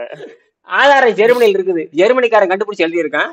Rice is one of the mucus forming diet and makes an excellent பேஸ்ட்ங்கிறாரு. அதாவது rice is one of the mucus forming diet and makes excellent paste. பசையையும் சளியும் உற்பத்தி ஆகிற பண்டம் எழுதியிருக்கான். இதுக்கு மேல என்ன எழுத முடியும்? இது தமிழ்ல இருக்கு. தமிழ்ல என்ன எழுதியிருக்கான்? தமிழ்ல பாலும் சோறும் சாப்பிட்டால் கபம் கட்டுன்னு எழுதியிருக்கான். பாலும் சோறும் சாப்பிட்டால் கபம் கட்டும்னு எழுதியிருக்கான். என்னது? பாலும் சோறும் கபம். சாப்பிட்டு பாருங்க. இப்ப நீங்க எல்லாரும் பாலுஞ்சோரை சாப்பிட்டு பாருங்க. கேசவன் பாலுஞ்சோறு சாப்பிட்டு பாருங்க. ஒன்னும் சாக மாட்டீங்க. சாப்பிட்டு பாருங்க. சாப்பிட்டு பார்த்து நாளைக்கு சொல்லுங்க. இல்ல இன்னைக்கு யாரு பாலுஞ்சோறு சாப்பிட போறீங்க? திருவிழா தடவை அவருக்கே அந்த அப்பாயின்மெண்ட் கொடுத்தாலும் ஐயா இன்னைக்கு என்ன பண்றீங்க? சாப்பாடு விட்டாச்சுங்க. இல்ல எக்ஸ்பெரிமெண்ட் தானே. அது என்ன 2 நாள் ஒரு நாள் சரி பண்ணிடலாம். எக்ஸ்பெரிமெண்ட் தானே. என்னது கொஞ்சம் பால் சோறு சாப்பிடுறீங்க. என்ன பால் வாங்கி சோத்தை போட்டு தின்னா கபம் கட்டுது, அவ்வளவுதான். ஆமா கபம் கட்டுன்னு சொன்னா முடிஞ்சு போச்சு. இல்ல கேசவனுக்கே போட்டுறலாம். அவர் தான் உடம்பு இழைச்சு. நான் பார்த்தேன். நான் இப்ப இந்தியா போயிருந்தேன் இல்லையா, சாப்பிட்டு ஒரே நச்சரிப்பு. நீ அவ்வளவு இதெல்லாம் சாப்பிட்டுதான் சாப்பிடுறியா சாப்பிட்டேன். பாத்தீங்கன்னா நான் மறுநாளே சளி பிடிச்சிச்சு. எனக்கு தெரிஞ்சது பாருங்க, நேத்து வரைக்கும் எனக்கு சளி இல்லை, இன்னைக்கு பாருங்க எனக்கு சளி பிடிச்சிச்சு. அது மட்டும் அல்ல, சரி சளிப்பா. அதுக்கப்புறம் இன்னும் பயங்கரமான வரியில எழுதியிருக்கு. இதெல்லாம் வந்து வெங்கடேசன் எழுதவே இல்லை. நான் பிடிச்சேன் இதெல்லாம் வெங்கடேசன் வந்து சொன்னா பயந்துக்குவான்னு சொல்லிட்டு வெங்கடேசன் அதெல்லாம் சொல்லல. வெங்கடேசன் பாயிண்ட்ல வெங்கடேசன் வந்து ஹையர் லெவல்ல போயிட்டாரு. நான் என்ன லோ லெவல்ல இறங்கி சொல்றேன். இப்ப நான் வந்து லோ லெவல்ல இறங்கி மண்டை ஓட்ட போடுறேன்னு நான் சொல்றேன். அவர் ஹையர் லெவல் எழுதிட்டு போயிட்டாரு. அது வந்து அதை பத்தி அது என்ன சொல்லிட்டாரு தெரியுமா? சாதாரண உணவு உடம்பை தவிர்க்கிறது அப்படின்னு அழகா போயிட்டாரு. அதாவது இந்த பாடி ஒரு குறிப்பிட்ட கட்டத்துக்கு மேல இந்த பாடி நெக்லெக்ட் த ஆர்டினரி ஃபுட் அப்படின்னு சொல்றாரு. இந்த பாடி இன் பர்டிகுலர் ஸ்டேட் இந்த பாடி டிஸ்லைக் த ஆர்டினரி ஃபுட்னு எழுதிட்டு முடிச்சிருப்பாரு. அது தமிழ்ல சொல்லியிருப்பாரு. ஆங்கிலம் அது நன்கு வளர்ச்சியை அந்த எடுத்து பாருங்க. நன்கு வளர்ச்சி, அதாவது 46வது படம் எடுத்து படிச்சு பாருங்க. 46வது படத்துல இருக்கான்னு பாருங்க. 46வது படத்துல தனிப்பட்ட வாழ்க்கைன்னு ஒன்று இருக்கும் பாருங்க. 46வது பாடத்துல தனிப்பட்ட வாழ்க்கையில் இருக்கான்னு பாருங்க. அதுல என்ன சொல்லியிருப்பாரு பாருங்க. அது பாருங்க, ஒரு சப்ஜெக்ட் தொட்டா எங்கெங்கேயோ போகுது. இதுதான் பெரிய தலைவலி. ஒரு சப்ஜெக்ட் விட்டா நம்ம ஒண்ணு விட்டுட்டு உண்டான தேடம் பாருங்க. அதுதான் யூனிவர்சிட்டி மாதிரி இது பண்ண வேண்டியது. 46வது பக்கம், 46வது பாடம் 226வது பாடம்ல திருமூலர் 500 வருடங்கள் வாழ்ந்ததாக சரித்திர ஆதாரம் உள்ளது. அதுல பாத்துட்டீங்கன்னா இப்ப பாருங்க, இதுவே நடிகர் ரஜினிகாந்தனுடைய குரு. நடிகர் ரஜினிகாந்த் குருன்னா பாபாஜின்னு சொல்றாங்க. இப்ப அந்த நடிகர் ரஜினிகாந்துக்கு இந்த புத்தகத்தை யாராவது கொடுங்க. சென்னையில் இருக்கிறவங்க யாராவது போய் கொடுங்க. கொடுத்து இளையராஜாவை சந்திச்சு யாராவது கொடுத்துருங்க. அவர் ரொம்ப சிம்பிளா சந்திக்கலாம். இளையராஜா இப்ப எங்கேயே இருக்காரு, சிங்கப்பூர்ல இருக்கிறதாக சொல்றாரு. வந்தாருன்னா நான் கூட ஒரு ஆளுகிட்ட பேசியிருக்கேன். இளையராஜா போய் கொடுக்க சொல்லி நேற்று ஒரு ஆள் எங்களுக்கு ஃபோன் பண்ணாரு.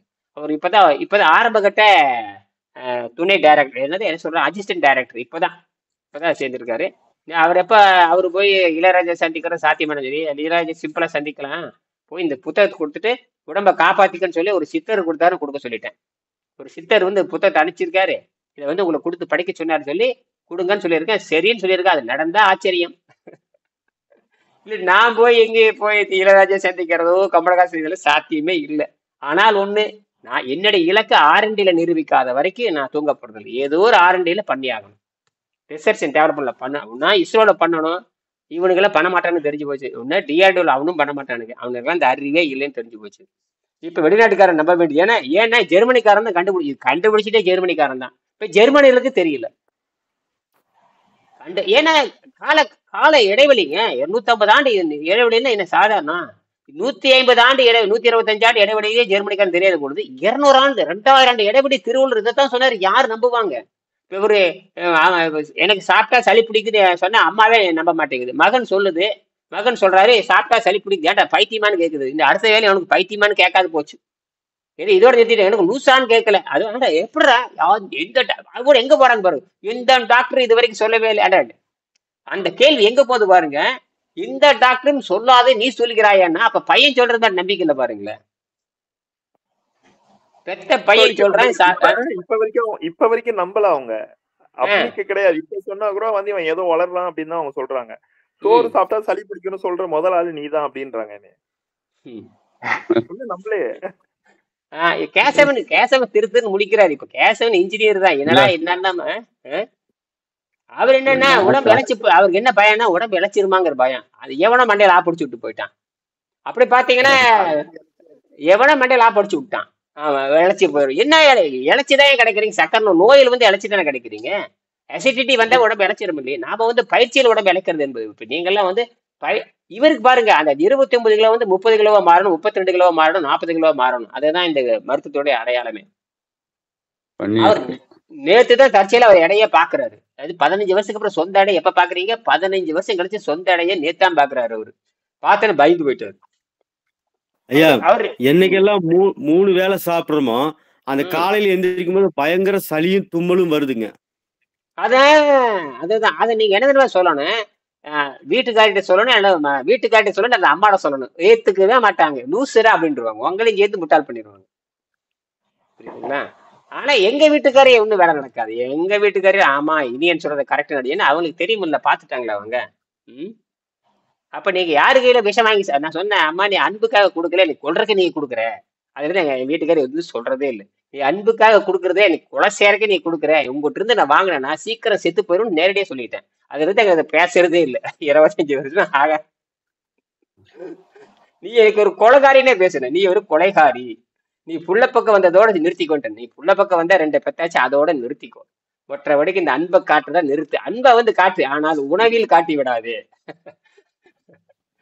அன்பை காட்டு, வேற ஏதாவது கொண்டு, மற்றபடி உணவை கொண்டு வந்து கொடுத்துறாத. அதனாலதான் என்ற குழந்தைங்க இது வரைக்கும், இந்த சின்ன பொண்ணு நான் வட்டல்ல போட்டு சாப்பிட்டதை பார்த்திருக்கவே முடியாது, இனி பார்க்க போறதும் இல்லை. பெரிய பொண்ணு பார்த்தது இல்ல, சின்ன பொண்ணு பார்த்தேன். வட்டல்ல உட்காந்து அப்போ பொண்டாட்டி முடிச்சுட்டு சாப்பிட்டே ஜாலியா பேசிட்டு இருக்கு. அவங்க வாழ்க்கையில பார்த்துருக்கவே முடியாது. வாழ்க்கையில ஏதோ பேட்டி கண்டு பாருங்க. பேட்டி கண்டாரே அவரு திருலோகத்துல நேற்று பொண்ணை பார்த்தாங்களா இல்லையா? நேர்ல பார்த்து பேட்டி சொன்னாங்களே இல்லையா? அதுதான் சொல்லி இதெல்லாம் ஜாலியா இருக்கும். இதெல்லாம் வந்து சாதாரண விஷயம். அவளை சார் அவர் 25,000 30,000 நன்கொடை கொடுத்துருக்காரு. யாருங்க? $500 நன்கொடை கொடுத்துருக்காரு. அதனாலதான் இவ்வளவு அவரை ஊக்குவிக்குங்கிற ஆர்வம் வந்துருச்சு.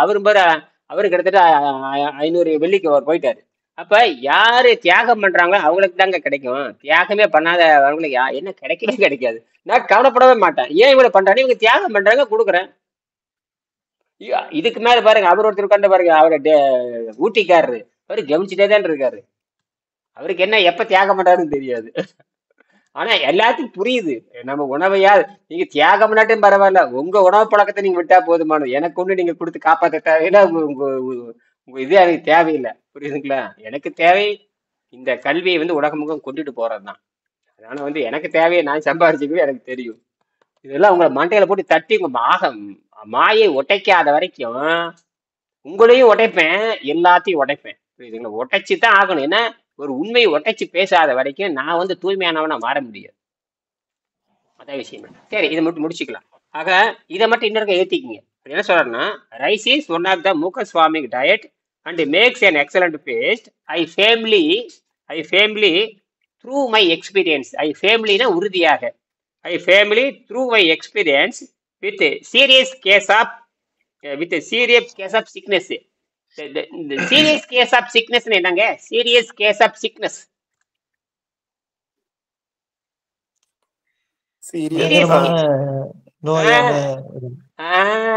சீரியஸ் கேஸ் ஆஃப் சிக்னஸ் சொல்லிட்டாரு. அது யாரு? இந்த பிராக்கெட் ஒரு வார்த்தை போட்டுக்காரு பாருங்க, ஆஃபுல் பாயில்ங்கிறாரு. ஆஃபுல் பாயில்னா AWFUL. ஆஃபுல்ல AWFUL. ஆஃப் பாயில் ஒன்று இருக்கு, அது வேற. ஆஃப் பாயிலுக்கு போயிடாதீங்க, முட்டைக்கு போயிடாதீங்க. இது ஆஃபுல் பேரு.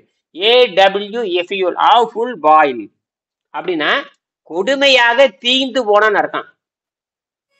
பாயில்னா தீந்து போறது கொதித்தல் அர்த்தம். ஆஃபுல் பாயில்னா கொடுமையாக தீந்து போனன்னு அர்த்தம். எதை சாப்பிடுறவங்க? சோறு சாப்பிடுறவங்க.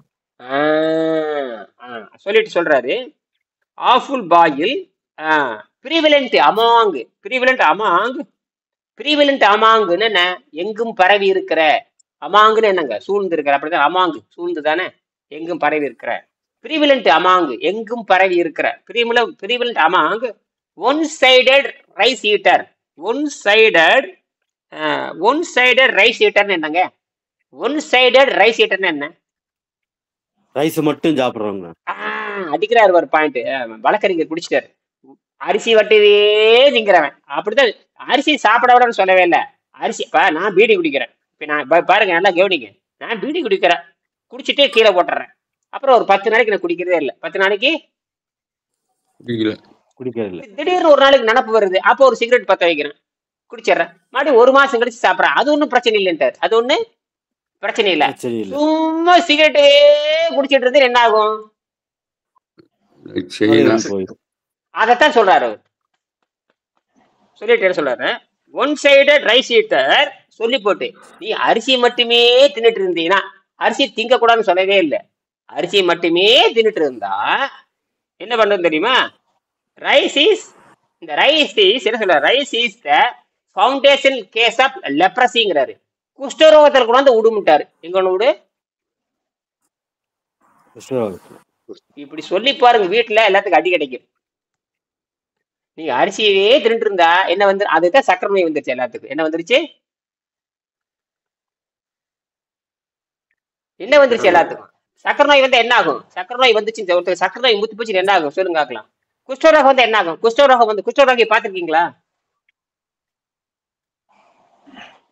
கையை விரல் எல்லாம் அப்படியே மடங்கிடும். மடங்கி என்ன ஆயிரும்? மடங்கி என்ன ஆயிரும்? விரல் என்ன ஆயிரும்? அப்படியே கரைஞ்சி என்ன ஆகும்? கட் ஆயிடும், கட் பண்ண வேண்டியதுதான். சக்கரை நோய் வந்து என்ன ஆகுது? தலம்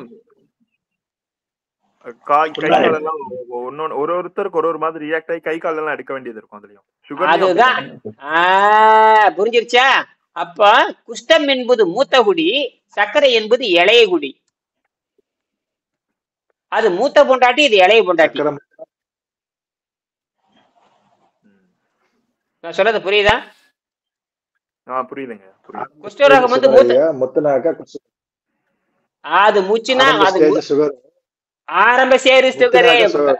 ஆமா, இப்ப புரிஞ்சுட்டாரு அவரு. யார் அவர் சக்கரை நோயில இருந்து விடுதலை பெற்றிருக்காரு. யாரு? தயால வந்து கடுமையான சக்கரை நோயில இருந்து விடுதலை பெற்றவர். இதெல்லாம் எவிடன்ஸுங்க இதெல்லாம். அதே மாதிரி இதை விட கொடுமையாத இவரு திருமாறன், அவரு பயங்கரமா சக்கரை நோய் வருது. அவரு சக்கரை நோய் அதிகம் வந்து மூளையே வேலை செய்யல அவரு.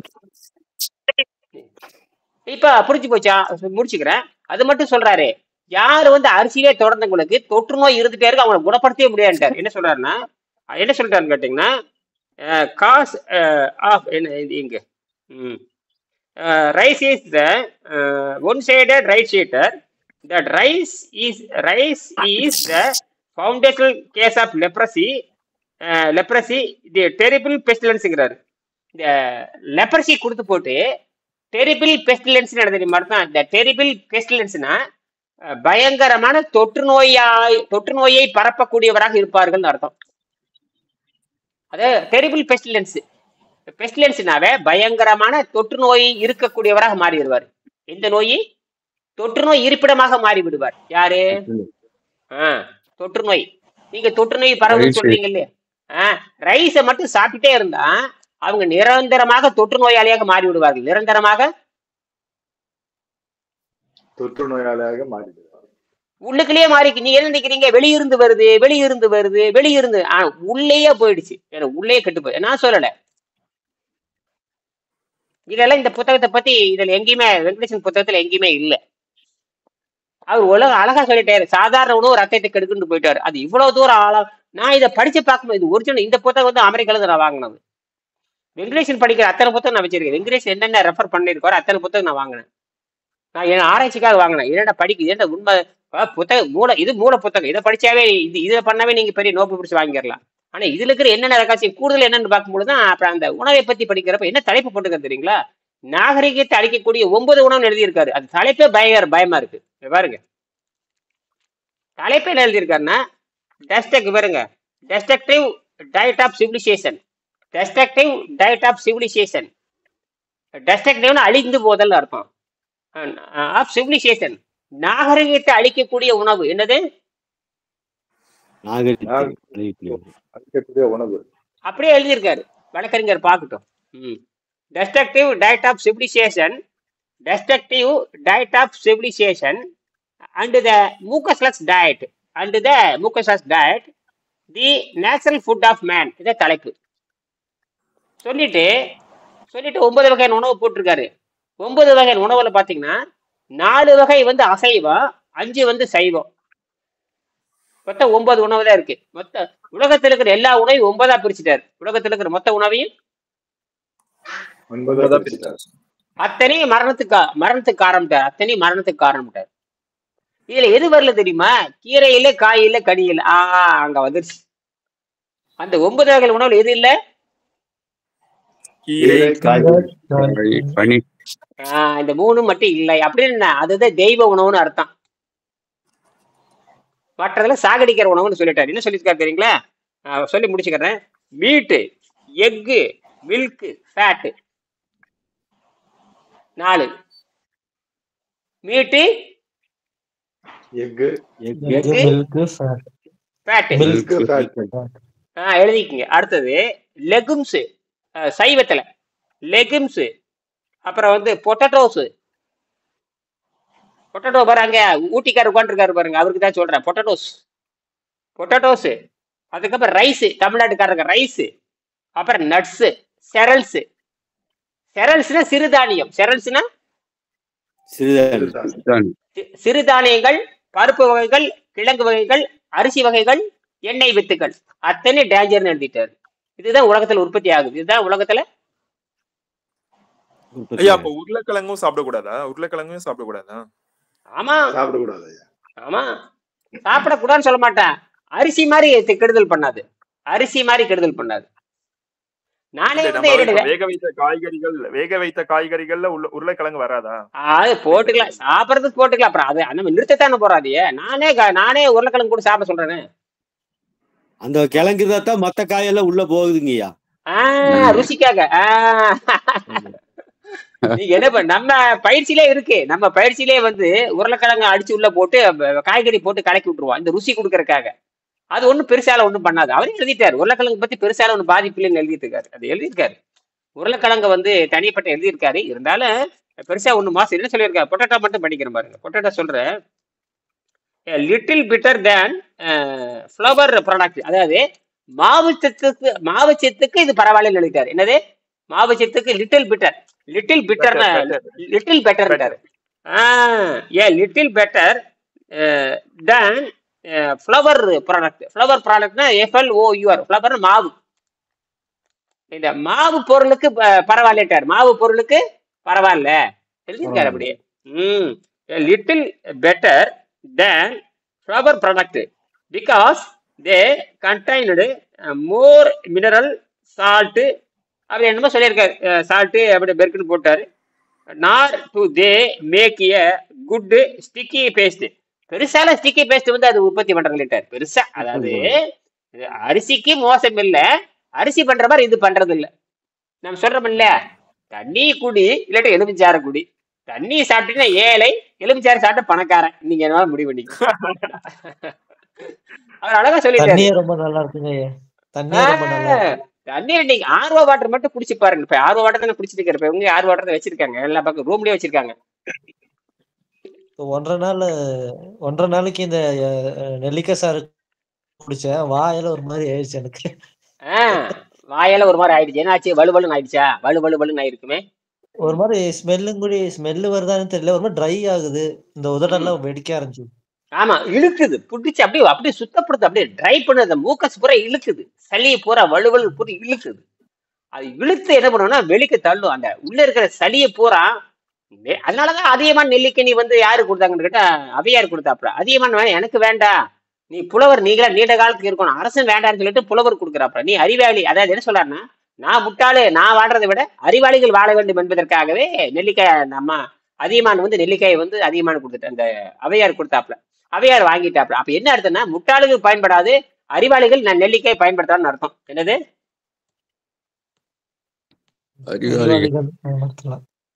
அறிவாளிகள் நெல்லிக்காய் பயன்படுத்த உலகம் திருந்தும். ராஜா திருந்து என்ன பண்றது? அறிவாளிகள் திருந்தினால் உலகம் மாறி. அதைத்தான் நான் பண்றேன். நீங்க ஏன் உங்ககிட்ட சொல்லி கொடுத்து நேரம் ஆரண்டிக்கு போயிட்டா உங்களை சொல்லி திருப்பா தினம் இப்படி பேசிட்டே இருந்து இப்ப நீங்க கேட்டுட்டே இருக்க போறீங்க. ஒண்ணும் நடக்க போறது இல்ல. நான் டிரைவரை சரி பண்ண போகணும். இப்ப டிரைவரை பிடிச்சி திருப்பணும்.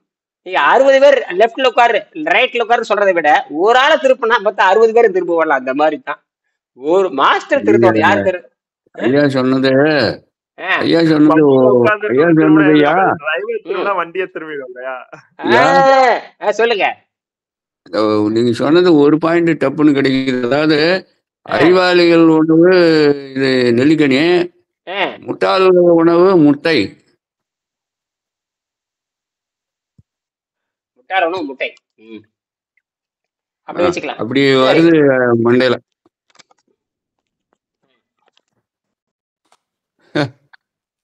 அது பேட்டரி டவுன் ஆயிடுச்சு. சரி, இது முடிச்சுக்கலாம். இது முடிச்சு போச்சா? ரைஸை பத்தி உங்களுக்கு முடிச்சு போச்சா? ரைஸுங்கிறது எல்லா உணவும் கெடுதல் எழுதிட்டாரு. எல்லாத்துக்கும் அதாவது கொஞ்சம் கொஞ்சம் மாறுபடுது. அந்த தொந்தரவுல இருந்து கொஞ்சம் மாறுபடுது, அவ்வளவுதான். தொந்தரவுல இருந்து கொஞ்சம் கொஞ்சம் மாறுபடுது. மொத்தத்துல இது வந்து ஒர்ஸ்ட். அந்த மீட்டு எல்கு அது வந்து ரொம்ப ஒர்ஸ்ட்னு எழுதிட்டாரு. ரொம்ப மோசம் எழுதிட்டாரு. மீட்டை பத்தி சொல்லும் பொழுது all the decomposing state producing cadaver poison. இந்த ப்ரொடியூசிங் கேடவர் பாய்சன்னா பிணத்தை உண்டாக்குதுட்டாரு. பிணத்தன்மை அடைந்து விடுகிறது. உள்ள போய் பிணமா மாறுது. உள்ள போய் பிணமா மாறுன்னு எழுதிட்டாரு. அந்த பிணம் மாறும். அந்த பிணமா மாறுகின்ற பொழுது இப்ப பாத்தீங்கன்னா இறப்பையில பாத்தீங்கன்னா அந்த இறைச்சி செரிப்பதற்கான என்ஜைம் கிடையாது. சரி, செரிச்சு ஆக்கணும். இறப்பையில போட்டாச்சு, செரிச்சு ஆக்கணும். அதுக்கு என்னதான் பண்ணுதுன்னா இந்த கல்லீரல் தான் ரொம்ப உதவி பண்ணுது. கல்லீரல் இருக்கு, அதுதான் ரொம்ப உதவி பண்ணுது. இது உதவி பண்ணுது. அது போராடி போராடி போராடி போராடி கல்லீரல் ஹெவி. அது மாலிகுல் ரொம்ப டென்சிட்டி ஹை. அதாவது மாலிகுல் வந்து ரொம்ப கெட்டியா இருக்கும். எதனுடைய மாலிகுல்? இறைச்சியினுடைய மாலிகுல் வந்து ரொம்ப கெட்டியா இருக்கும். அந்த புரோட்டீன் இருக்கும், கார்போஹைட்ரேட் இருக்கும். கார்போஹைட்ரேட், ஃபேட்டு, புரோட்டீன் மூணு கலந்தது தான். கார்போஹைட்ரேட்டு, ஃபேட்டு, புரோட்டீன் எல்லாம் சேர்ந்தது தான் அந்த இறைச்சி. அந்த மாலிகுல் உடைக்கிறதுக்கு பித்த நிறுவனத்தை அதிகமா சுரக்க வேண்டியது இருக்குது. வாழ்க்கையில பண்ண முடியாததை பண்ணுது. என்னது பண்ண முடியுது? இயற்கைக்கு மாறாக பண்ணுது. தன்னால அவ்வளவுதான். எங்கிட்ட வந்து 10 ml தான் சுரக்க முடியும்னா அது 100 ml சுரக்க மாதிரி அதை கஷ்டப்படுத்துது. 100 ml சுரக்கும் பொழுது சுரந்து கொடுத்துருது. கடைசியில கல்லீரல் வீக் ஆயிடுது. கல்லீரல் வீக் ஆனோடனே மரணம் வந்துடுது. கல்லீரல் வீக் ஆனோடனே மரணம் வந்துடுது. அவ்வளவுதான். அது என்ன பண்ணுதுன்னு கேட்டீங்கன்னா, அப்ப அந்த வயிற்றுல சுரக்கிறப்போ சால்மோனெசிஸ் பாக்டீரியான்னு ஒன்று இருக்கு. கொடூர பாக்டீரியா. அது புற்றுநோய் காரணம். சால்மோனெசிஸ் பாக்டீரியா. அந்த அப்புறம் என்னன்னா அந்த இறைச்சி வந்து ரொம்ப நேரம் உள்ள தங்குது. எதுக்குள்ள தங்குது? வயிற்றுக்குள்ள தங்கிக்குது. ரொம்ப நேரம் தங்கி அதிக நேரம் எடுத்துக்கொள்வதால் அங்கேயே தங்கி அழுகி பல நோய்களுக்கு காரணமாக மாறிவிடுகிறது. அதான் விஷயமே. சரியா? வேற சந்தேகம் இருக்கா? மணி 7:10 போச்சு. போறவங்க போலாம், பேசி முடிச்சுக்கலாம். ஏதாவது முடியுங்க. மற்ற வேலைக்கு போறவங்க போலாங்க. ஐயா 7 மணி என்ன 7:10 போச்சு. ரொம்ப டூ லேட். போறவங்க போலாம். 2 நிமிஷம் பேசி முடிச்சுக்கலாம். சொல்லுங்க. சரி, இதை முடிச்சிடலாமா? இந்த சினாமிஸ் என்ன சொல்லுங்க கேட்டீங்க. இது முடிச்சிடலாம். இந்த 11வது பாடத்தை அந்த லண்டன்கார பொண்ணுகிட்ட சொல்லியிருக்கேன் படிக்க. ஏற்கனவே படிச்சதுதான். அந்த 3 பாயிண்ட் அதில் தான் இருக்கு. என்னதுன்னா, according to the Arnold Ehret theory, man does not die due to fasting. அந்த due to fasting, during fasting the poisons in the body. நீங்கள் வாட்டர் டேட்டில் இருக்கிறீங்க, எலுமிச்சை மரத்தில் இருக்கிறீங்கன்னா அந்த நாக்கில் வந்து விஷம் படியும். அதான் விஷயமே. During fasting, the poisons in the body, old medicine, starch, fat, etc. இந்த ஓல்டு மெடிசன், ஸ்டார்ச். இப்போ ஓல்டு மெடிசன் எடுத்தாகணும். யார்கிட்ட இருந்து? இந்த பன்னீர்செல்வத்துக்கு ஓல்டு மெடிசன். இப்போ யாராருக்கு என்னென்ன நோய்னு யார் எங்கிட்ட சொன்னீங்கன்னா அந்த நோய்க்கு நீங்கள் மருந்து சாப்பிட்ருப்பீங்க. நீங்கள் சக்கரை நோய், மூட்டு வலி, முழங்கால் வலி, ஊசி போடாத மாத்திரை மருந்து திங்காத உலகத்தில் யாருமே கிடையாது. இல்லையா? மாத்திரை மருந்து திங்காம யாரும் கிடையாது. ஸ்டார்ச் திங்காம யாரும் கிடையாது. நல்லா புரிஞ்சுக்க. அதாவது மருந்து மாத்திரை திணிக்காம யாரும் கிடையாது. ஊசி போட்டிருப்பாங்க. சிறு வயசுல ஊசி போட்டிருப்பாங்க. 5 வயசுல, 6 வயசுல, 7 வயசுல காய்ச்சல், தலைவலி எல்லாம் வருது இல்லையா? அதுக்குள்ள ஊசி போட்டிருப்பாங்க. அது ஓல்டு மெடிசன். அப்புறம் மாவு திங்கிறது, கொழுப்பு திங்கிறது, அது அப்புறம் அது ஸ்டார்ச்சா மருந்தெல்லாம் அடிப்படை. இதெல்லாம் உள்ள இருக்குது. அதை வெளியெடுக்கணும். அந்த விஷம் தான் இந்த வாயு ஓய்வா இருக்கிறப்ப அந்த வாயில இருந்து விஷமா படின்னு எழுதுறாரு. அதுதான் அவர் மிகப்பெரிய கண்டுபிடிப்பு. அவர் கண்டுபிடிச்சது அந்த ரேஷனல் ஃபாஸ்டிங்கிற புத்தகத்துல அதை கண்டுபிடிச்சு எழுதுறாரு. அதான் அந்த ரேஷனல் ஃபாஸ்டிங் ஏற்கனவே பார்த்துருக்கேன். இது ரேஷனல் ஃபாஸ்டிங் அவர் எழுதுனது. ரொம்ப 2 முக்கியமானது ரேஷனல் ஃபாஸ்டிங். அப்புறம் இது உங்களுக்கு தெரியும். மூக்க சொசைட்டிக்கு புதிய பதிப்பு. பழைய பதிப்பு வந்து இதுதான் பழைய பதிப்பு. இது அமெரிக்காவிலேருந்து வாங்கணும். இப்போ இது இந்தியாவில் பிரிண்ட் அடிப்பாங்களா தெரியுது. புத்தகத்தை பார்த்தா அந்த லட்சணத்தை பார்த்தா தெரியுது. சாதாரண மட்ட பேப்பர். இது ஹைலி குவாலிட்டி, நல்ல தரமான பேப்பர். இது இவ்வளோ வச்சுட்டு அப்போ சரி, இதோட சொல்லி பிடிச்சிக்கலாம். என்ன சொல்லான்னு கேட்டீங்கன்னா, அந்த ஓல்டு மெடிசன், அதாவது man does not die during fasting.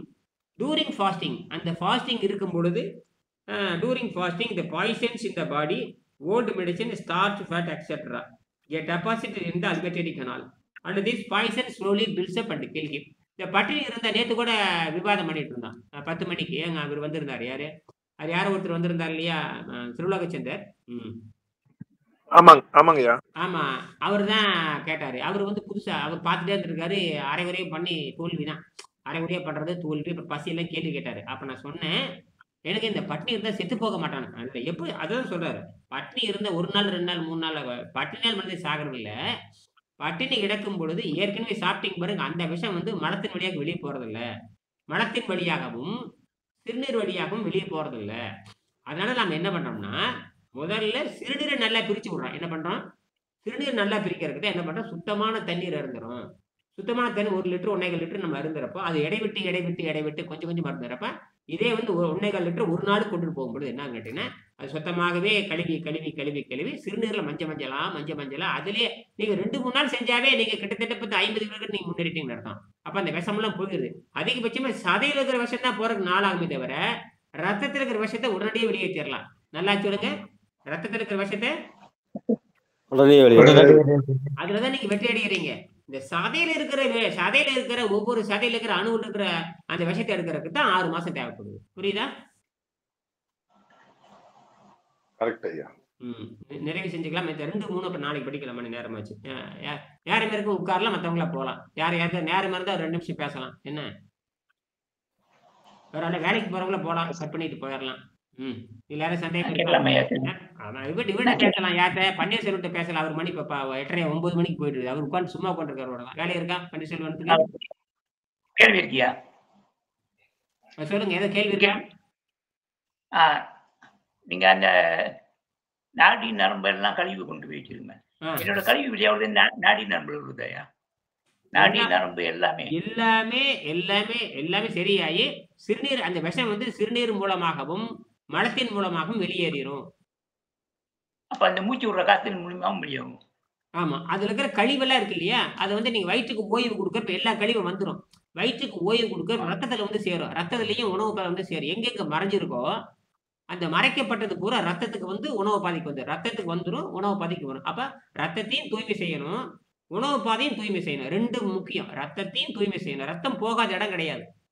ரத்தம் எல்லா இடத்துலயும் பாயும். அங்க இருக்கிற விஷயம் பூரா ரத்தத்துல வந்துடும். ரத்தத்துல இருக்கிற போது உணவு பாதைக்கு வந்துடும். அப்ப நம்ம ரத்தத்தையும் பெருங்குடலையும் ரத்தத்தையும் பெருங்குடலையும் தகுந்த உணவு முறையில் உள் தூய்மை செய்ய வேண்டும். தகுந்த உணவு முறைன்னா இட்லி தோசை கிடையாது. தண்ணீரும் மருந்து அடிக்கிறது காய்கறிகள் தான். இப்ப நீங்க என்ன பண்ணான்னு கேட்டீங்கன்னா, நீ உங்களுக்கு பயம் இல்லை, உங்களுக்கு வந்து எடை எல்லாம் குறையாது, நீ எடை ஏறணும். அதான் விஷயம். ஏன்னா இந்த சளி உங்களுக்கு தூக்கம் வருது, எனக்கு வந்து ரொம்ப புத்துணர்வா இருக்கு அப்படின்னாவே சதை கட்ட ஆரம்பிக்குன்னு அர்த்தம். என்னது? சதை கட்ட ஆரம்பிக்கும். எப்படி இந்த தேன் கூடு வந்து அழிச்சு திருப்பி தேன் கூடு கட்டுற மாதிரி வாழ்க்கையில முதல் முறையா நீங்க வாழ்க்கையில் முதல் முறையாக உங்கள் சதையை நீங்கள் கட்டமைக்க போறீங்க. இதுதான் மிராக்கிள் சயின்ஸ் கிடையாது. இது வந்து ஆர்டினரி சயின்ஸ். இது வந்து மிராக்கிள் இவன் சொல்லுவான். யாரு? இந்த வெள்ளைக்காரன் பிரிட்டிஷ்காரன் மிராக்கிள்னு சொல்லுவான். அது மிராக்கிளே கிடையாது. இது சாதாரண விஷயம் தான். இது ஏன்னா உங்கள் உடம்பு சாதாரண விஷயம் தான். இயற்கைக்கு எல்லாமே சாதாரணம் தானே. நீங்க தானே இயற்கை புரிஞ்சுக்கல. இயற்கைக்கு இது சாதாரண, அதோட வேலையை அதை செஞ்சுட்டு இருக்குதுங்க. நீ ஏன்டா போட்டு கெடுக்கிற? அதை தின்னு இதை தின்னு சொல்லி ஆரோக்கியத்தை கொடுக்காம போயிட்டு அதை தின்னு இதை நானும் தான் தின்னேன், அப்படியே ஆரோக்கியம் வரல. நீங்க எல்லாரும் தான் நீங்க ஏதாவது திங்காத ஏதாவது இருக்கா பன்னீர்செல்வம்? வாழ்க்கையில திங்காத ஏதாவது இருக்கா? நான் ஃபுட் சப்ளிமெண்ட் நிறைய சாப்பிட்டேன். ஃபுட் சப்ளிமெண்ட் நிறைய சாப்பிட்டேன். நிறைய சாராயம் நிறைய குடிச்சிருக்காரு, கறி நிறைய தின்றுருக்காரு. சாராயம் கறி தான் அடிப்படை உணவே. இந்த உலகத்துல சாராயம் கறி திங்காது யார் இருக்கிறாங்க? ஃபுட் சப்ளிமெண்ட் அந்த மருந்துங்க, நேச்சுரல் மருந்துங்களா கொண்டாந்து விற்பானுங்க. நல்லது. அரிசி கம்மி பண்ணி காய்கறி கீரை பழங்கள் சாப்பிடணுமா?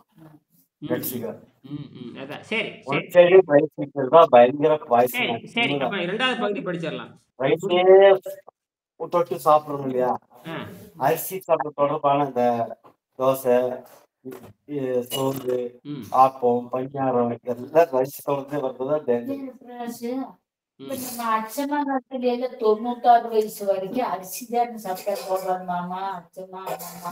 அப்பெல்லாம் வந்தது மருந்தெல்லாம் அடிக்காத அரிசி. மருந்து மாத்திரம் இல்ல பிசிக்கல் ஒர்க்.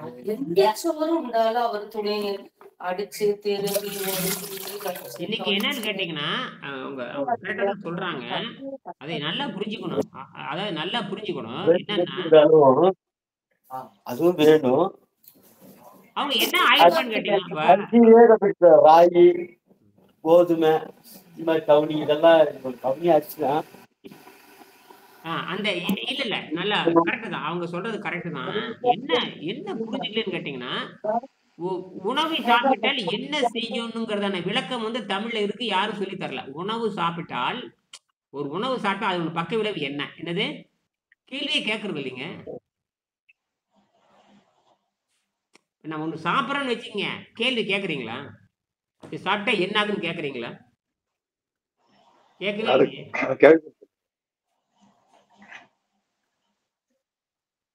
சாப்பிட்டா என்ன ஆகுது யாரும் கேட்கறது இல்லையே. இது சாப்பிட்டா என்ன, இது தீமை என்ன அப்படின்னு கேட்கறதே இல்லை. நமக்குள்ளே கேள்வி கேட்கலையே. இது பக்க விளைவு தருமா யாராவது கேட்குறீங்க? இது சாப்பிட்டா சைடு எஃபெக்ட் வருமானு கேட்குறேன். எல்லாம் கேட்குறீங்க. ஐயோ அப்படி ஆயிரும் இப்படி ஆயிரும் பொழுது உணவை சாப்பிடும்போது அதோட பக்க விளைவு என்ன யாராச்சும் கேட்டுருக்கிறீங்களா? அதனுடைய பக்க விலை என்னன்னு என்னைக்காவது கேட்டுருக்கிறீங்கன்னு கேட்குறேன். வாழ்க்கையில ஒரு முறையாவது இந்த உணவை சாப்பிட்டு என்னோட பழம் சாப்பிட்டா அதோட சைடு எஃபெக்ட் என்ன, அப்புறம் இட்லி சாப்பிட்டா அதோட சைடு எஃபெக்ட் என்ன அப்படின்னு யாராவது கேட்டுருக்கிறீங்களான்னு கேட்குறேன். நல்ல உணவுன்னு நினைச்சுக்கிட்டு இருக்கான். நல்ல உணவுன்னு நினைச்சுக்கிட்டு இருக்கிறோம். உங்க அம்மா சாப்பிட்டது, உங்க அப்பா சாப்பிட்டது, உங்க தாத்தா சாப்பிட்டது, அப்புறம் முப்பாட்டன் சாப்பிட்டது, அப்படித்தானே?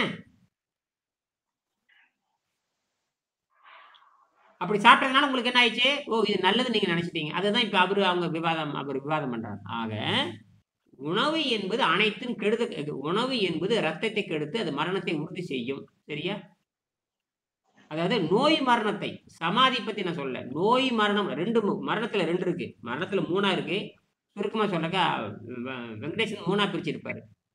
முதல் மரணத்தை ஏற்றுக்கொள்ளலாம், அதாவது சமாதி மரணம்னு பேரு. மரணத்திலே சமாதி மரணம் ஒண்ணு இருக்கு. இப்ப நன்மை தீமைன்னு சொல்ற மாதிரியே நன்மை தீமை 2 ரியாக்ஷன் தான். நன்மை என்பது ஒரு ரியாக்ஷன் தான், தீமை என்பது ஒரு ரியாக்ஷன் தான். அதுல வந்து நோய் வந்து மரணம் அடைகிறத நம்ம பேசணும். வள்ளலார் சொல்றதே நோய் இல்லாம மரணம் அடைகிறத அதை பேசுறாரு. நோய் இல்லாம மரணம் அடைகிறது அது மிராக்கிள் சயின்ஸ். அது வந்து என்னவா மாறுதுன்னா இந்த பசிதாகத்தை கட்டுப்படுத்துகின்ற பொழுது என்னன்னா உடம்புல அவருக்கான ஒரு புதிய வேதியியல் உற்பத்தி ஆகுது. என்னது? அவருக்காக. யாருக்காக? அந்த நபருக்காக. வள்ளலாருக்கு மட்டுமல்ல, வள்ளலாருக்கு ஒரு கெமிக்கல் ரியாக்ஷன் உற்பத்தி ஆகுது. அதே மாதிரி ஒவ்வொரு மனிதனுக்கும் ஒவ்வொரு கெமிக்கல் ரியாக்ஷன் உற்பத்தி ஆகும்.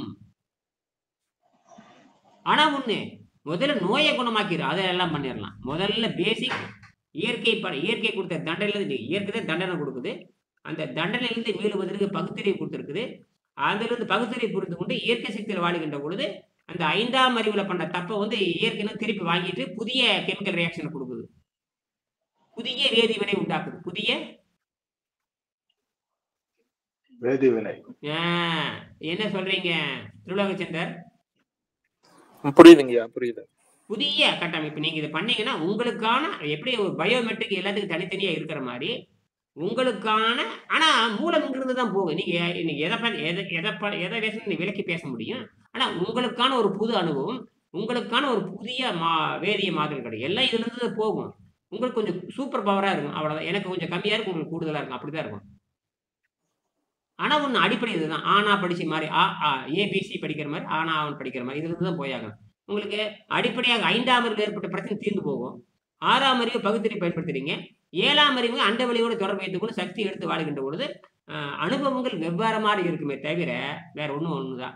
6 வந்து எங்கிருந்து கிளம்பி போனாலும் 6 வந்து 100 ஆறு இருக்குது உலகத்தை, கோடிக்கணக்கான ஆறு இருக்குது. கடைசியில் எங்க போய் சேர்றது? எல்லா ஆறுகளுமே கடல்ல போய் சேருது. அவ்வளவுதான், முடிஞ்சு போச்சு. 6 கங்கை யாரு, காவிரி யாரு, பவானி யாரு, அமேசான் யாருன்னு பேரு தான் வச்சுக்கிறீங்க. கடைசியில் எங்கடான்னு பார்த்தா ஒரு கடல், ஒரு கொட்டையில வந்து சேர வேண்டிய. அது பேர் குட்டை. தமிழ்ல கடலுக்கு குட்டைன்னு பேருங்க. தமிழ்ல நீர்நிலைகளை பத்தி நிறைய எழுதியிருக்காங்க. ஒரு 30-40 வகை நீர்நிலை பத்தி பேசுறாங்க. கடல் என்பது ஒரு சிறிய குட்டைன்னு எழுதி வச்சிருக்கிறேன். நீ எதை ஆச்சரியமா இருக்கு. கடல் என்பது ஒரு குட்டை. கடல் அது என்பது பாத்தீங்கன்னா தேங்கி தேங்கி நிக்கிறதுக்கு பேர் தான் குட்டைன்னு சொல்லுவாங்க. சோ அது வந்து கரெக்டா சொல்லிட்டீங்க. அது இப்ப ஆறு ஓடிட்டு இருக்குது, கடல் தேங்கி நிக்குது. கடல் தேங்கி தேக்கத்துக்கு பேரு குட்டைன்னு பேரு. குட்டை, கட்டை, எப்பால கட்டை. கன்னடம் வந்து கட்டைம்பாங்க, கட்டை குட்டைம்பாங்க, எப்பால கட்டை அப்படிம்பாங்க. கன்னடத்துல கட்டைம்பாங்க, இது தமிழ்ல குட்டைம்பாங்க. தெலுங்குல எனக்கு குட்டைக்கு தெலுங்குல தெரியுதுங்க, நாக்கு தெரியுது. நாக்கு எனக்கு தெரியல. நீரோடைகளை பத்தி 26 விதமா சொல்றாங்க. நீரோடைகள், நீரை பத்தி 26 இடத்துல வெவ்வேறு வடிவங்கள். தேங்கி இருக்கிறது, குட்டையா இருக்கிறது, ஓடு, ஓடை, ஆறையவே ஓடைன்னு தான் சொல்றான். எங்க ஊர்ல பாத்தீங்கன்னா 2 ஆறு ஓடு. ஒண்ணு காவிரி ஆறு பயங்கரமா ஓடுது, இன்னும் பவானி ஆறு. ரெண்டுக்கும் பேரு ஈரு ஓடைன்ட்டான். ஈரு ஓடை என்ன ஆயிடுச்சுன்னா ஈரோடா மாறிடுது. ஈருன்னா ரெண்டு ஓடைகள் சேர்கிற இடமே ஈரோடை. ஈரோடுன்னு நினைச்சிருக்க மாட்டேன். 2 ஓடைகள் சேர்க்கின்ற. நான் ஓடைன்னு நினைச்சு, நான் எங்க ஊர்ல ஓடைன்னா இந்த மழை காலத்துல கொஞ்சோன்னு கெண்டக்கால அளவுக்கு தண்ணி போகும். ஆனா ஆத்தீவே ஓடைன்னு தான் சொல்லியிருக்காங்க. ஆறெல்லாம் கிடையாது, ஓடைன்னு தான். அது சிறுசுன்ட்டான். என்னது கடலவே குட்டைன்னு சொல்லும் பொழுது அப்புறம் ஆறு எந்த போல எல்லாமே சிறுசாவே தெரியுது, எல்லாம் சிம்பிளாவே தெரியுது. இந்த தமிழுக்கு அதெல்லாம் ஒண்ணு இல்லை. என்னது அதே மாதிரித்தான் இந்த பசியும் ஒன்றுமில்லை. மீண்டும் நாளை சந்திப்போம். சரியா? நன்றி. நன்றி. நன்றி. வணக்கம் ஐயா. நன்றி, வணக்கம்.